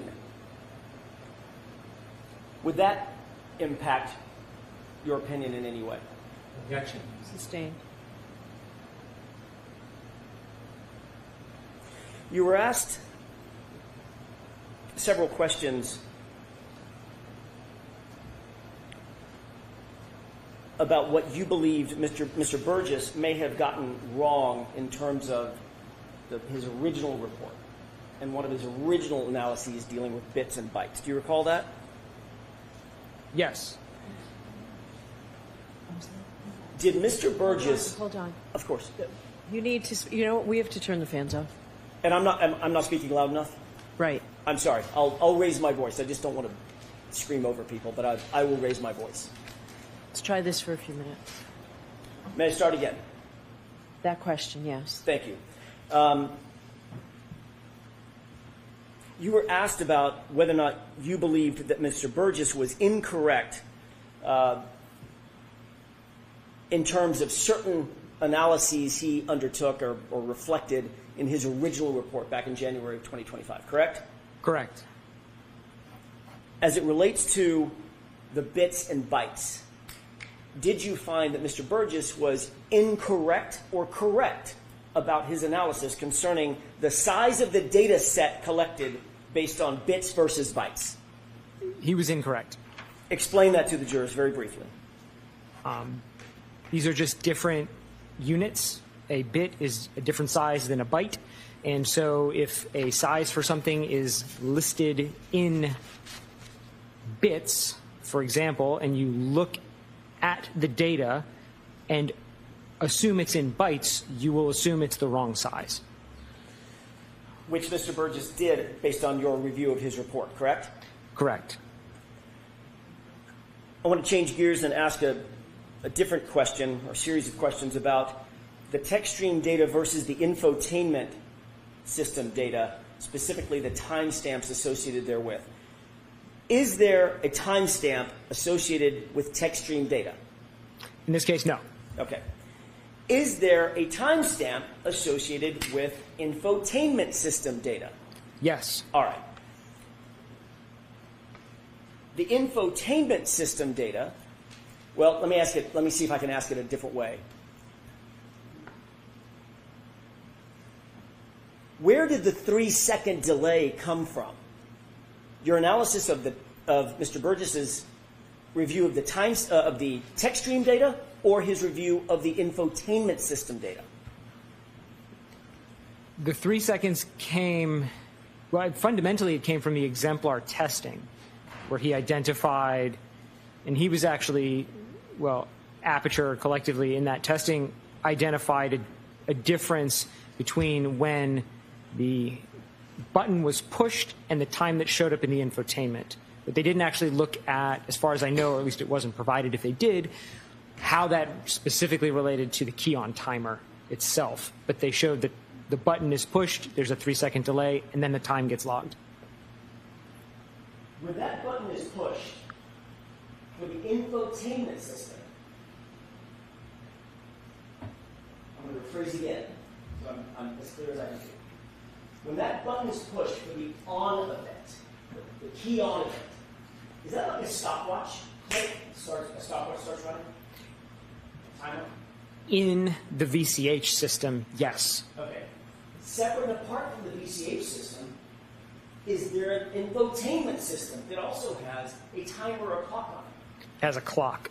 Are those two things independent of one another? Completely independent. What were you doing with regard to the 3-second delay as it relates to the key on event and the infotainment system event to marry those two things together? Right. I'm making the adjustment, or proposing that adjustment can be made, because the key on timer is going to start generally as soon as the vehicle powers on. But the infotainment, when you go and download the data, it will say, hey, I think I powered on at this time, and it turns out that time is actually 3 seconds off. So if you're going to then apply the infotainment time anywhere else to VCH data, you've got to realign the two. And that's where the 3 seconds comes from, is these are independent data sources. Did Mr. Burgess, to your review of his, insofar as your review of his analysis, his report is concerned, did he align the two vis-a-vis the 3-second delay? No, he did not. Thank you.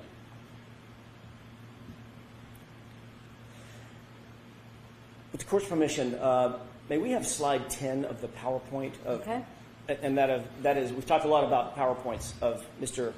DeSogra's PowerPoint. Can you highlight the table on the left, Mr. Wolk? Thank you. Did you create this table? No. Was this table, I don't know if you call it cut and paste or if there's some better engineering term for it, was it basically pulled from Mr. Burgess's report? It was. It was a screenshot. Thank you. Screenshot. Did you type a single word on this? I did not. I added a green box. Put a green box around it. Yes. You didn't type anything on this, did you? I did not.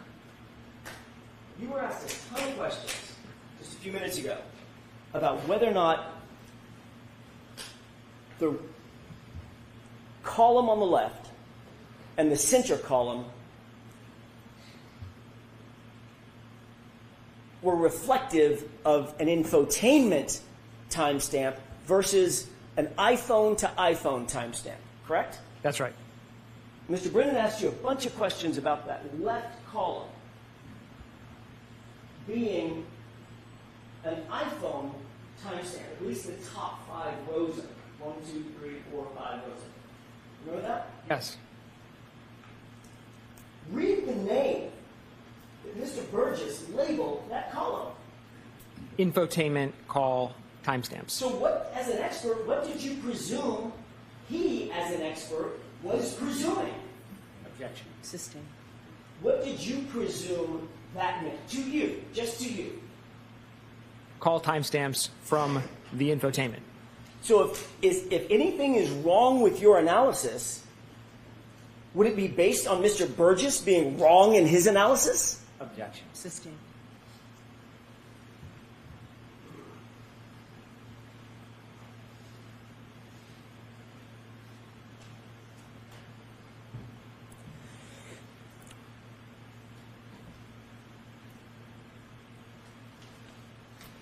May I have just a moment, Your Honor? Sure. Do you need the light on? I don't. And we can pull that down.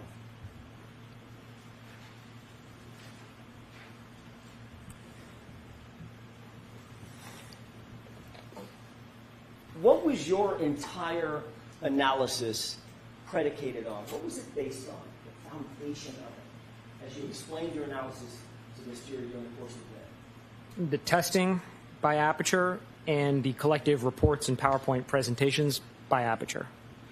That would be an initial report by Mr. Burgess, an initial PowerPoint by Dr. Welcher, and a supplemental report by Mr. Burgess. Did you change any of their data? No. Did you change any of their analyses? No. Did you explain their analyses?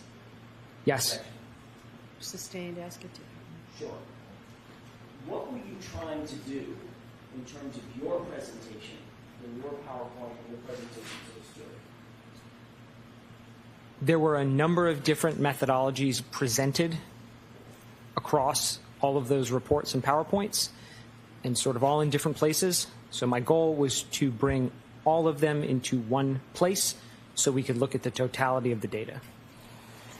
You were asked whether the genesis of your analysis relies on knowing the source of the calls, correct? You remember being asked that by Mr. Brennan? Yes. The actual genesis of your entire opinion is based on Mr. Burgess's and Mr. Welcher's analyses, correct? That's correct. You were also asked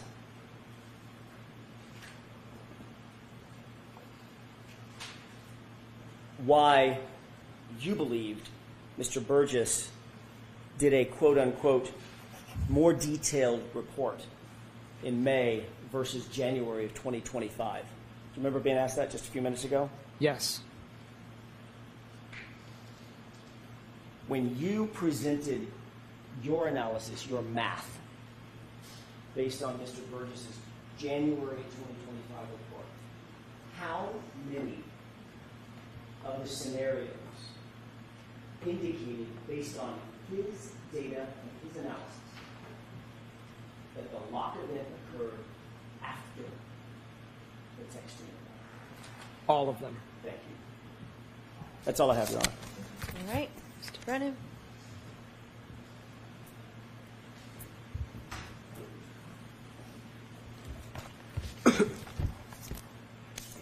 So, Mr. DeSorga, this demonstrates the danger or the difficulty. Hold on. Start the It's question cross-examination. differently. It is. It has to be a question. Start. Go ahead, Mr. Brennan. This demonstrates the difficulty in giving opinions when you don't actually study the data itself. Isn't that fair to say? What are you referring to with this? Well, you're giving opinions, but you can't verify any of the data because you're not relying on your study of the data, are you? I'm relying on expert reports. You're criticizing somebody's report, but you yourself can't defend data that you haven't actually analyzed and broken down yourself. I don't think that's true. When you're looking at, turn 10 please, when you're looking at someone's report, you're guessing as to what they thought or presumed if you haven't spoken to them. Fair? I would say I'm reading the words that are in front of me and interpreting them for what they say. When someone plugs their iPhone into a car after it turns on, and the car reads data that's on the iPhone, that data then resides itself or resides on the infotainment system, correct? There's a transfer of data. And Yes. so unless you actually do the study yourself, you had no way of knowing if that information, although on the iPhone, on the infotainment system, you had no idea whether it was from an iPhone or from the infotainment. Fair? That's right. I don't think that's. And so when you don't actually do the work yourself, and you just presume or you guess, you could get it wrong, couldn't you? If I had guessed, yes, but I didn't guess. I used the data in the reports and I referenced the testing that Aperture did. So I did not make a guess. 1 through 5, and you telling me right now, to a reasonable degree of data certainty, that that information is based on the infotainment clock. Is that what you're saying? I don't know. You don't know. But if you actually did the analysis yourself rather than just Monday morning quarterbacking somebody's report, Objection. So I'm going to strike it, ask it differently, if Mr. you Brennan. actually did the analysis yourself, you wouldn't have to make a presumption that you'd be wrong, correct? I don't think the analysis was possible in this case because the testing wasn't done in this case. You don't know if the testing was done or not. You didn't do the Objection, testing. Your Honor. So I need to hear the question. You don't know if the testing was done or not, do you? I know it's in the reports. The testing wasn't in the reports. Did you read Jessica Hyde's report? No. Did you read Ian Wilson's report? No. You don't know if that testing was done, do you? I don't. Objection, Your Honor. I'm going to let that stand. Next. I do not, sir. And so if you're wrong, your assumptions and product are then wrong. Part of my conclusions would change. I wouldn't agree that I'm wholesale wrong. Well, as a scientist, if they're not accurate, that would be wrong, wouldn't it? That might be a nuanced answer. I'm sorry? I said that might be a nuanced answer. Frankly, I'm not sure how to give you a good answer to that If question. you have the wrong data when you're doing your analysis, then the final analysis is going to be wrong if you have using the wrong data. It's that simple. Yes. Right? You don't have to be a scientist to figure that out. Yes. That's, Okay. If we could have Mr. Welcher's 33.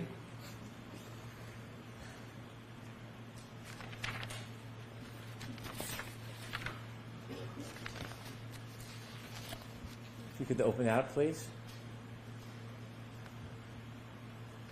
You were asked about whether the window is within the time frame of 12/32/09, the last user interaction with the phone. When you look at this data, could you go to the top, please? You see on vehicle speed, the car is moving. You see that? Could you enlarge that a little bit, please? The beginning of that data capture, the car's already moving, correct? I see vehicle speeds, right, in those first couple of lines, yes. Yes? Yes, I see Yes. vehicle speed. If you go to the bottom, at the end, the car is still moving, yes? I see vehicle speeds there as well. 2361. That would indicate, in your experience with text stream data, the car is still moving, yes? At the end of the record, there is a vehicle speed, the car is moving. That would be my assumption. Okay. And so, when you're making your conclusions that something's with or without, you're simply talking about the time of the 10 seconds of data, yes? Yeah, everything that I've done has been referencing the end of event 1162-2, which is exactly how it's been referenced in all of the other reports. That 10-second window, yes? Not even the window, just the end. Everything in the Aperture reports talks about the end of event 1162-2. So that's what I used across everything. And when you say end of event, you're referring just to data, not the actual real-life event. Yeah, absolutely, the end of the recording. Okay. And so, after that window, 12:32:04 to 12:32:12, you were asked a question about what might have happened 4 seconds later, 12:32:16. Remember you were asked about that? Yes. Did you know at 12:32:16 that John O'Keefe's cell phone moved for the last time? Did you know that? No. And between 12:32:12, which is in the 10-second window, and 12:32:16, do you know what John O'Keefe was doing in that 4-second period? No. Do you know if he was walking? No. Do you know if he was crawling? No. Do you know if he was falling? No. You don't know. I do not know. Okay. 12:32:16 wasn't just that Mr. O'Keefe's phone was moving, there were steps being taken, correct? I didn't review the phone data, so I don't know. Did you review anything to indicate that steps were taken over the course of 83 feet? Objection. Anything So else? that's sustained. You were asked just a second ago, what about the data? What if it's wrong? Then you'd be wrong, correct? Generally, yes. Garbage in, garbage out. Basic scientific postulate, correct? Generally, yes. You're relying on whose data? Mr. Burgess's data and Dr. Welcher's data. Thank you. All right, Mr. DeSoger, you are all set, sir. So you can step down. I'm going to see counsel for a minute. Jurors, feel free to stand up and stretch if you'd like.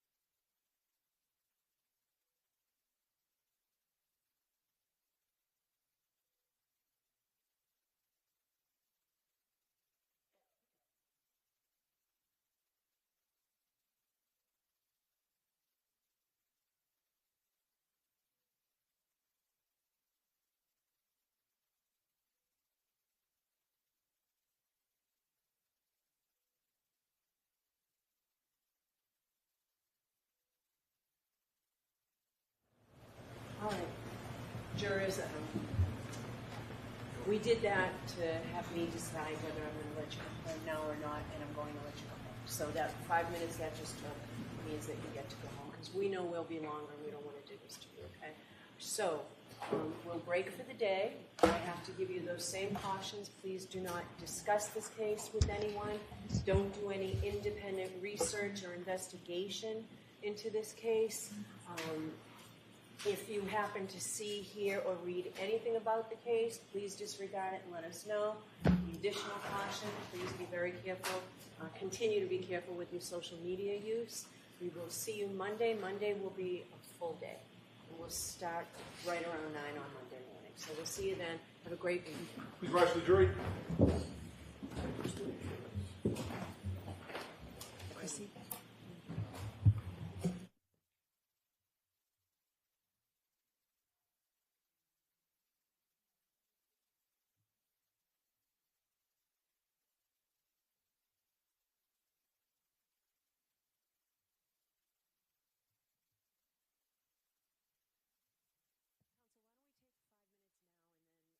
We'll come back. I'll come back in 5 minutes for the voir dire.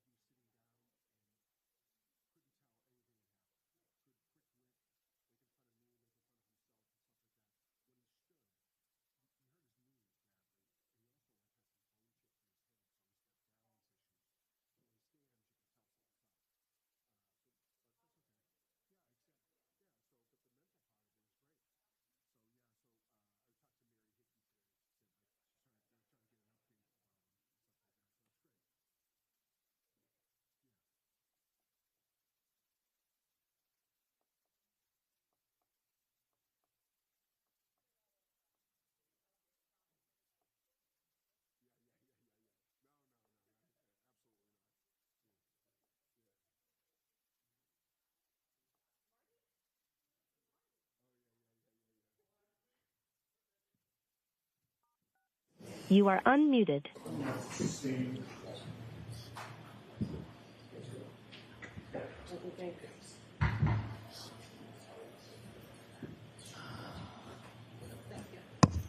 Floor is now open. You may be seated.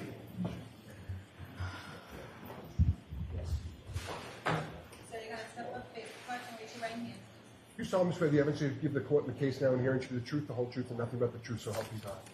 Thanks. You take the stand. Thank you. You're welcome. I know this is a reluctant opportunity. There is a witness outside. Do you have her ready just to get her? Sure. Is she right outside the door?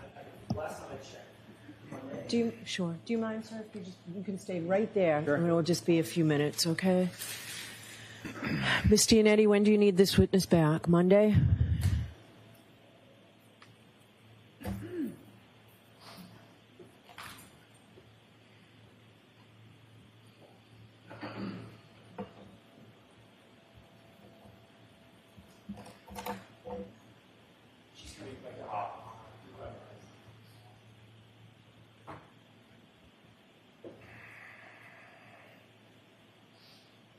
So I'm going to need her at a microphone. Do you have one on council table there?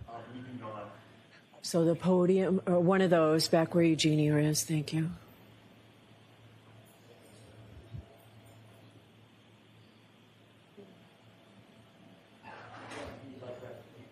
No, there's a microphone a little closer. We're just follow the.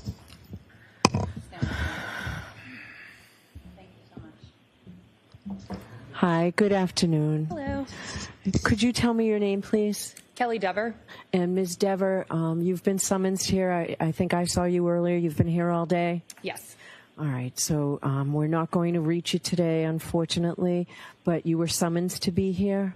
Yes. All right. So that summons is still good until we reach you. So you're going to have to come back Monday morning, okay? Yes, ma'am. Do you agree to do so? Yes, ma'am. Okay. Thank you very much. We'll see you Monday morning. Be here before 9, okay? Will do. All right. Thank you very much. Thank you, Your Honor. Go ahead, Mr. Alessi. Oh, geez, Yannetti. That was a big compliment, Your Honor. Thank you. Good afternoon, sir. Would you please state your name and spell your last name? Jonathan Diamandis, Diamandis. You've also been here all day. Yes, Sorry for making you wait. no problem. Do you know former State Trooper Michael Proctor? I do. How do you know him? I've known him since middle school, probably the 6th grade. Grew up with him, essentially? Grew up with him, been friends for 30 years. Okay, and if you just keep your voice up, Sure, yeah. I'm sure other people can hear you, but this old guy. Can we turn off the fans and the air conditioning? Are they all off? Yeah, we're just going to do that, sir, so that we can get through this a little bit. Absolutely, sure. Much better, thank you. So you say you've known him since middle school, elementary school? Yes, Graduate high school with him? yes, And are you friends after high school as well? yes, Do you have his cell phone number in your phone? I do. Have you texted with him over the years? I have. In fact, were you on a group text chain with him that lasted a number of years? Yes. I would like to show you a document, sir, and I'm going to ask you to read it to yourself, familiarize yourself with it, and then when you're done, look up at me. Okay? Okay. May I approach? Yes.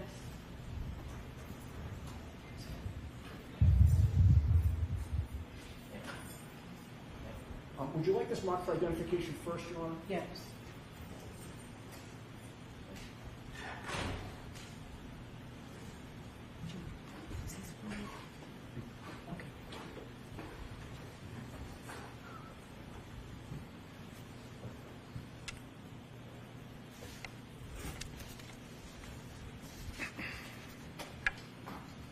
Exhibit NNN for identification.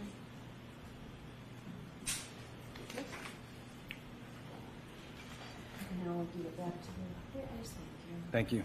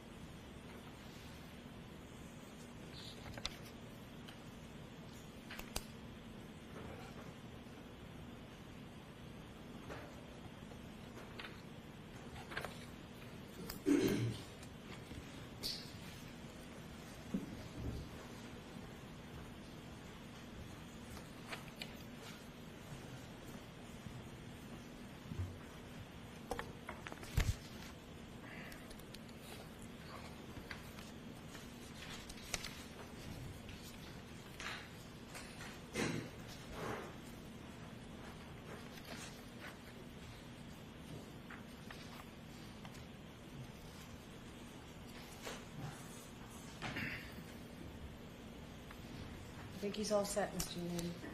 Thank you, Your Honor. Sir, have you reviewed that entire document? Yes. Does that look familiar to you? Yes. What do you recognize it to be? It looks to be a text chain with a group of my friends that I grew up with. Okay. And so would all of those friends have been people that you went to high school with? Not all the same high school, but the same time. Some of us went to different schools. And you were friends during that era? Yes. And you've remained friends for how many years since then? I mean, we've been friends for 30 plus years, probably. Do you know precisely when that text chain started? I do not know when the text chain started. Months, years? Years. Definitely years. And that's a portion, in other words, there's a start time and an end time to that, but the text chain started before the start time that's listed on that document? That's correct. Now, I'd like to ask you about 5 different categories of information that allow you to identify the text chain. First of all, directing your attention to page 1. That is an unredacted version of this. Do you see your phone number on page 1? I do. And is that accurate in terms of your phone number? It is. Do you have a passcode on your phone? On my phone, yes, I do. All right, and have you had that for years? Yes. So as of January of 2022, you would have had a passcode to get into your phone, correct? Correct. With regard to the typing of text messages, you didn't appear to be too active on this thread, is that correct? Not from what I see here. Did you see one entry that you actually did text? Yes, one. Okay, and I think these page numbers, they're all numbered. Could you direct us to the page where you actually chimed in? And if I suggested to you, it might be 4 from the end.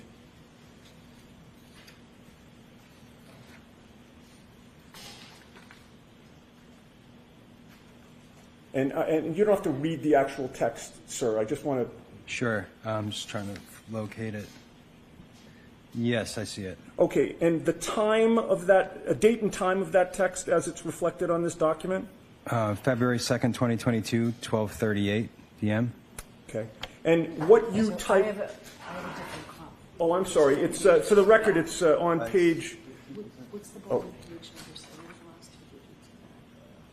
4, 5, 4. And for the record, reading what is typed there, does that sound consistent with something you might chime in a text message, a text chain of this sort? It could be. I have no memory of actually typing it, but sure, that's not something. I mean, it could have been something that I would say. Yeah. At the very last line of that text, do you mention somebody's nickname? Yes. And what nickname is that? Chip. And whom do you know as Chip? Michael Proctor. Now, going back to the first page, there are a number of other phone numbers there. Have you checked your phone prior to taking the stand today to match those phone numbers with other friends of yours? Yes. And if you could, and hopefully you remember them all, can you list by first name only your friends who are included in this text chain? Sure. I don't think it's necessary. Yeah. So let's not, if he recognizes it, I don't want to put names out. Oh, there. I don't either, Judge. That's why I was saying first names. But if that's sufficient that he recognizes... Why don't you refer to the last 2 digits in the phone? Sure. Is that acceptable, Mr. Brennan? It is. Okay. Okay. You see, I'll list the last 2 digits of the phone numbers that don't have a name associated with them. Okay? Okay. If I may just have a moment. Yes.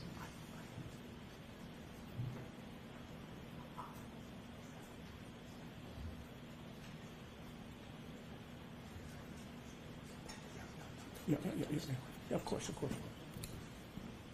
Okay, starting with the phone number that ends in 51. After you checked your contacts, is that a friend of yours? Yes, it is. Who was on the text chain? Correct. With regard to the phone number that ends in 68, same question. Is that a friend of yours who was on the text chain? Correct. And with regard to 45, which is the next one, again, a friend of yours who was on the text chain? That's me. Oh, I'm sorry, that is you, Yeah. of course. With regard to 95, is that a friend of yours who was on the text chain? Yes, it is. And with regard to 93, same question, friend of yours on the text chain? Yes. And then there are 3 numbers there, one that ends in 11, one that ends in 46, and one that ends in 82. Do you see that those particular numbers have a nickname associated with them? Yes. Those nicknames, do you recognize them as being also friends of yours who are on the text chain? I do. And then finally, there is somebody listed as local user. We'll get back to that one. Okay. With regard to the other ones that you've just identified, sir, have you texted back and forth with them on those phone numbers over the years? Yes. And also with regard to this particular text thread? Yes. All right. Now, I'd also ask you, with regard to the content of these messages and who said what, and particularly focusing on the one that's identified as local user. Having read that text chain, were you able to determine who local user is? Yes. And who is that? Michael Proctor. And was that by the content of the messages that Michael Proctor typed that you recognized it? Yes. And with regard to whether this is a complete, accurate record of what it purports to be, what is your testimony in that regard? I believe this to be a record of our text chain for this period of time. Appears to be accurate and complete. It does. If I may have a moment, Your Honor. Okay.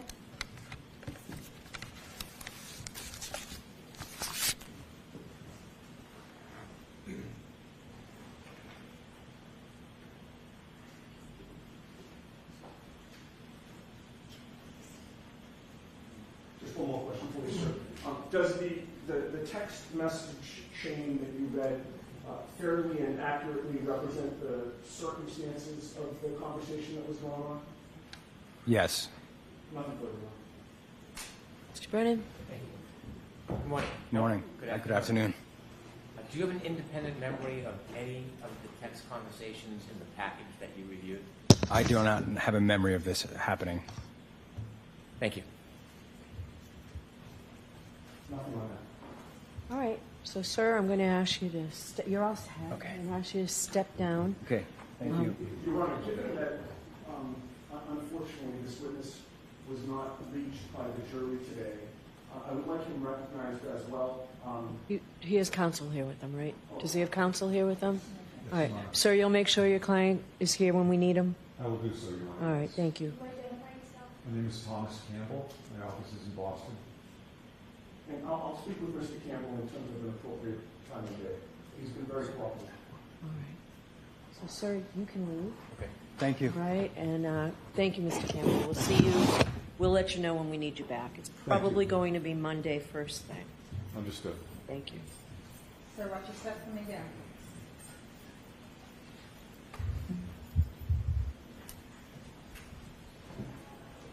All right.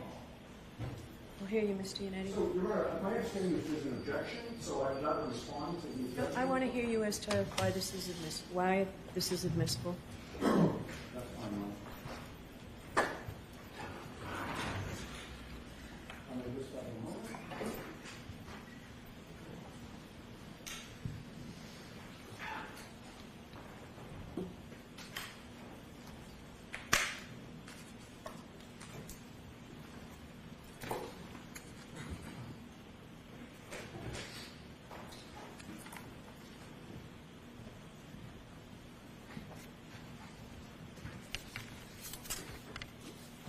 So, Your Honor, with regard, I assume we're just dealing with authenticity at this point? No, we're dealing with both. You're the proponent of the testimony, so let's deal with both. Okay. All right. So, regarding authenticity, Your Honor, there are several ways that are either independent or connected with each other by which or through which a party can authenticate text messages. The majority of the case law out there are defendants having appealed judges' decisions to admit text messages offered by the Commonwealth, and the majority of the case law that exists affirm judges' allowance of text messages into evidence. The Commonwealth filed a memorandum in opposition to these text messages being admitted, and not one of the cases cited by the Commonwealth apply here or are appropriate. The case of Commonwealth versus Purdy, in that case, the Commonwealth introduced text messages from computers seized at a massage parlor. The defendant objected that there was no evidence that he had authored any of the, these actually were emails, not text messages, any of the emails that were admitted into evidence. Nobody saw him do it. Nobody saw him type it. And nobody discussed any of the emails with him. But the SJC cited a long-standing rule, including Rule of Evidence 901B1, 4, evidence may be authenticated by direct or circumstantial evidence. And the circumstantial evidence is essentially what we covered here in court today: the appearance of the electronic communications, the content, the substance, internal patterns, or other distinctive characteristics. Commonwealth versus Welch, it was a murder case where a boyfriend killed his girlfriend, was charged with killing his girlfriend, was convicted. The Commonwealth sought to introduce text messages between them, and various text messages from the victim's cell phone were admitted into evidence because, for one reason, they referenced the defendant's distinctive nickname. And in this case, we have a text chain with 3 nicknames, all of whom the witness recognized as being his friends. We have more to authenticate this text chain than in any case I have seen, and also more than in any case the Commonwealth has cited. In this case, we have an identification of every phone number pursuant to the last 2 digits. We have an identification of Michael Proctor's message relating to the contents. We have evidence of the witness's cell phone requiring a passcode, meaning that in order for his phone to be active in this chain, he would have had to have unlocked the phone with the passcode, and he testified that what was in the content of the message that he identified as being his is consistent with something that he would have said. And not only that, but he adds a 4th nickname, that being Chip, that being Michael Proctor. The Commonwealth, with regard to Commonwealth versus Welch, which is again cited in their memorandum, this opposition, Your Honor, they state what appear to be rock solid black and white legal principles, but when you scratch below the surface and you actually read the case stands for nothing in terms of what they've represented it to be. They stated that in Welch, the court must find that each and every communication was authored by the individual member of the group. That's just plain false. The case doesn't say that at all. It's nowhere in that case. And in fact, the messages were let in, again, because of the circumstances and the content of the messages. Commonwealth versus Raposa, another case that they cite. The defense sought to call a neighbor to testify that he had seen the victim alive after the defendant had confessed to having shot him, another murder case. The problem was that the neighbor denied making the statement, so the defense wanted to call the neighbor for the sole purpose of impeaching him with his prior statement that he supposedly made to the police and use that statement as substantive evidence. So in that case, the defendant wanted to use an out-of-court statement for its truth. It was rank hearsay. That case had nothing to do with text messages or statements used to show state of mind or electronic communications. But somehow it makes its way into the Commonwealth's memorandum. Commonwealth versus Rajiv R., which is the second to last case that they cite, that dealt with a search warrant done at a juvenile's home. The police officer in that case was allowed to testify to what he was seeking, which was the goal of the search warrant, a firearm allegedly in the juvenile's possession. And he was also allowed to testify to what the juvenile's mother did during the execution of the search warrant, which is she directed the police to the juvenile's bedroom. The Commonwealth cited that case to say you can't use hearsay when trying to prove a Bowden defense or present a Bowden defense. That case had nothing to do with Bowden. The evidence was admitted to explain what the police were doing in the home. So it's a situation where, there are times when, the police stop somebody on the street or the police get a search warrant and then they show up at a home. And rather than just have them magically appear at the home with the warrant, the police are allowed to give some circumstances as to how they got there. Nothing to do with Bowden. It's just giving the jury a fuller picture. Yet it was represented to you by the Commonwealth that, geez, this is a Bowden issue and you can't use hearsay to present a Bowden defense.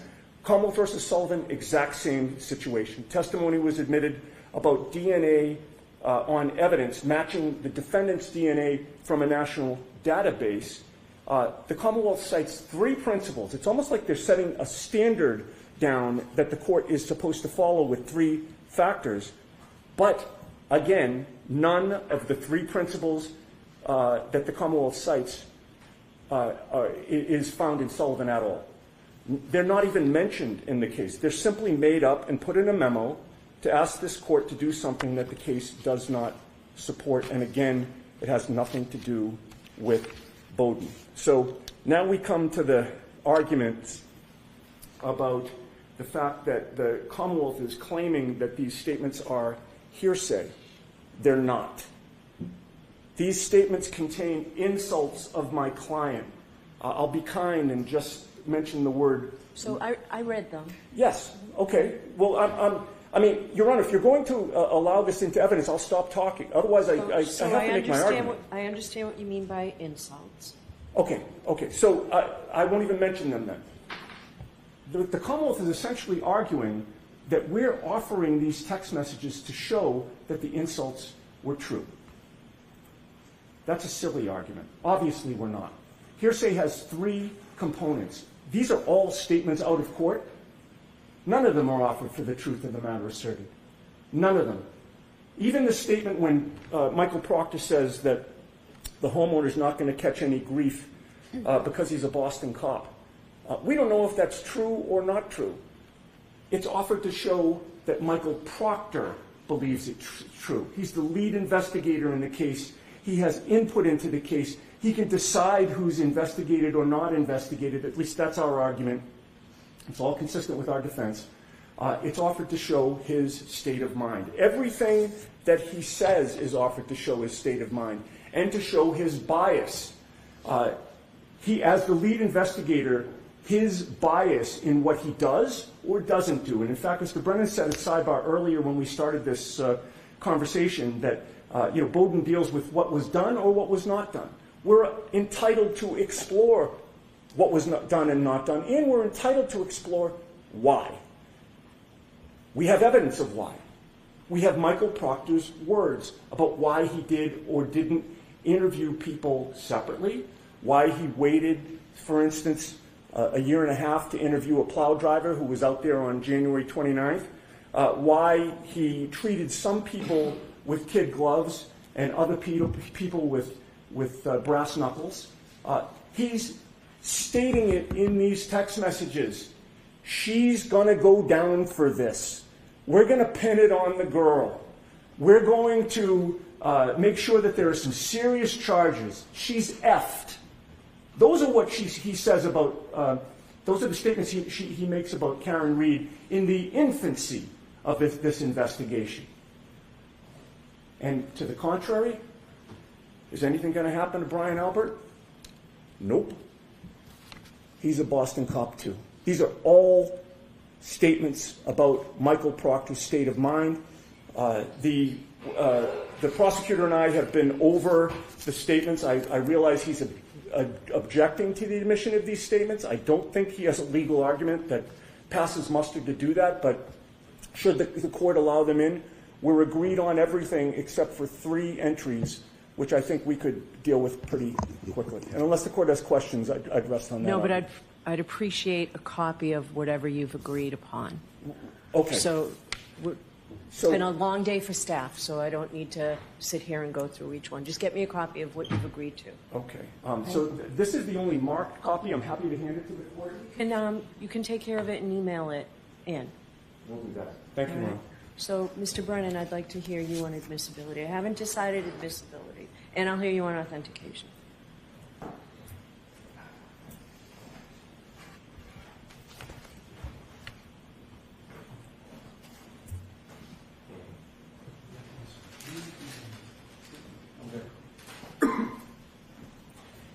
On the first issue of authenticity,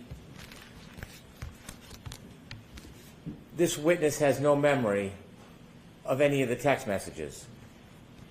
I think it's fair to conclude he's on the text message string. He recognizes the people on it. But there is no authenticity if he doesn't recognize them. The person that could best authenticate these text messages is Michael Proctor.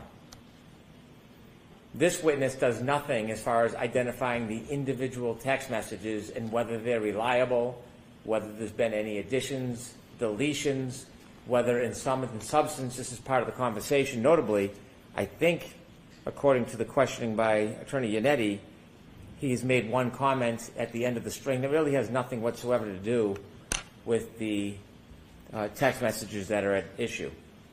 So authenticity, I don't believe this witness reaches that conclusion for them. Regarding admissibility, I do not dispute that in the right context, these text messages are admissible.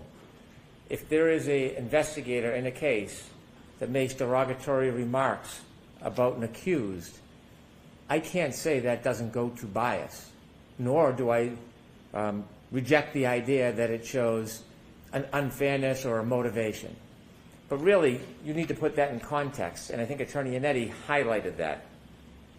He says that this is not hearsay, it's how he thought, or whether it affected a particular part of the investigation. It may have, it may not have. Even if he denies that it affected his investigation, it's still an appropriate question to ask just because that type of negative commentary, inappropriate commentary was made. But to explore the state of mind and put it in context, you need to ask the person that you're accusing of having the bias. Because perhaps it did affect the bias. Perhaps the person was very biased and made decisions based on that animus. Or perhaps the person made negative comments but had nothing whatsoever to do with the investigation.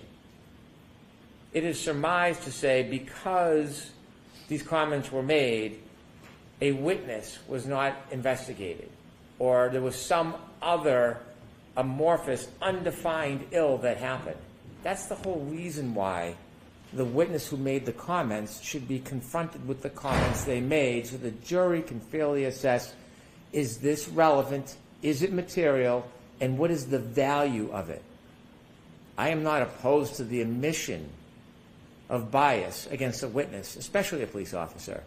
But it should be against that witness because they need to have the opportunity to admit, deny, define, accept, and explain. By putting these messages in with sidestepping, calling Mr. Proctor, they are trying to gain the advantage of putting information in front of the jury that has no context, suggesting it has a value that has not been defined, and then, as Mr. Yannetti just did, making an argument that because the comment was merely made, that therefore there was a consequence, and specify a consequence where there's no factual basis to conclude. Because he made a derogatory comment, he didn't investigate or speak to a plow driver for a year and a half. That defeats the purpose of defining the value for which this is being emitted. I do have some issue that it's really not under the context of Bowdoin, because this doesn't have to do with the adequacy of a police investigation. It has to do with bias. And that purely is the state of mind of the person who made the comment. I would not get in the way of confronting the witness about their bias if they were called to the stand. But to put it in this way invites speculation, it invites manipulation, and it invites a party on either side to portray this in a way that is not factually viable. It will be distracting, confusing for the jury, and it could be unfair for either side, because it will lead to arguments about what it means without a factual basis. And so my position is, I don't necessarily disagree that it's relevant, but it should come through Michael Proctor. And if the defense wants the value, they should call Michael Proctor. Okay. Mr. Yannetti, do you want to respond? I know we're the hour's late, Your Honor. I won't belabor the points. I would state the following very as succinctly as I can, which is, yes, it goes to bias, but it also goes to the adequacy of the evaluation. The two concepts are intertwined. If you're biased or exhibit bias, the defense should be able to argue that the investigation was not adequate. I would note Mr. Brennan is not sitting at defense counsel table in this case.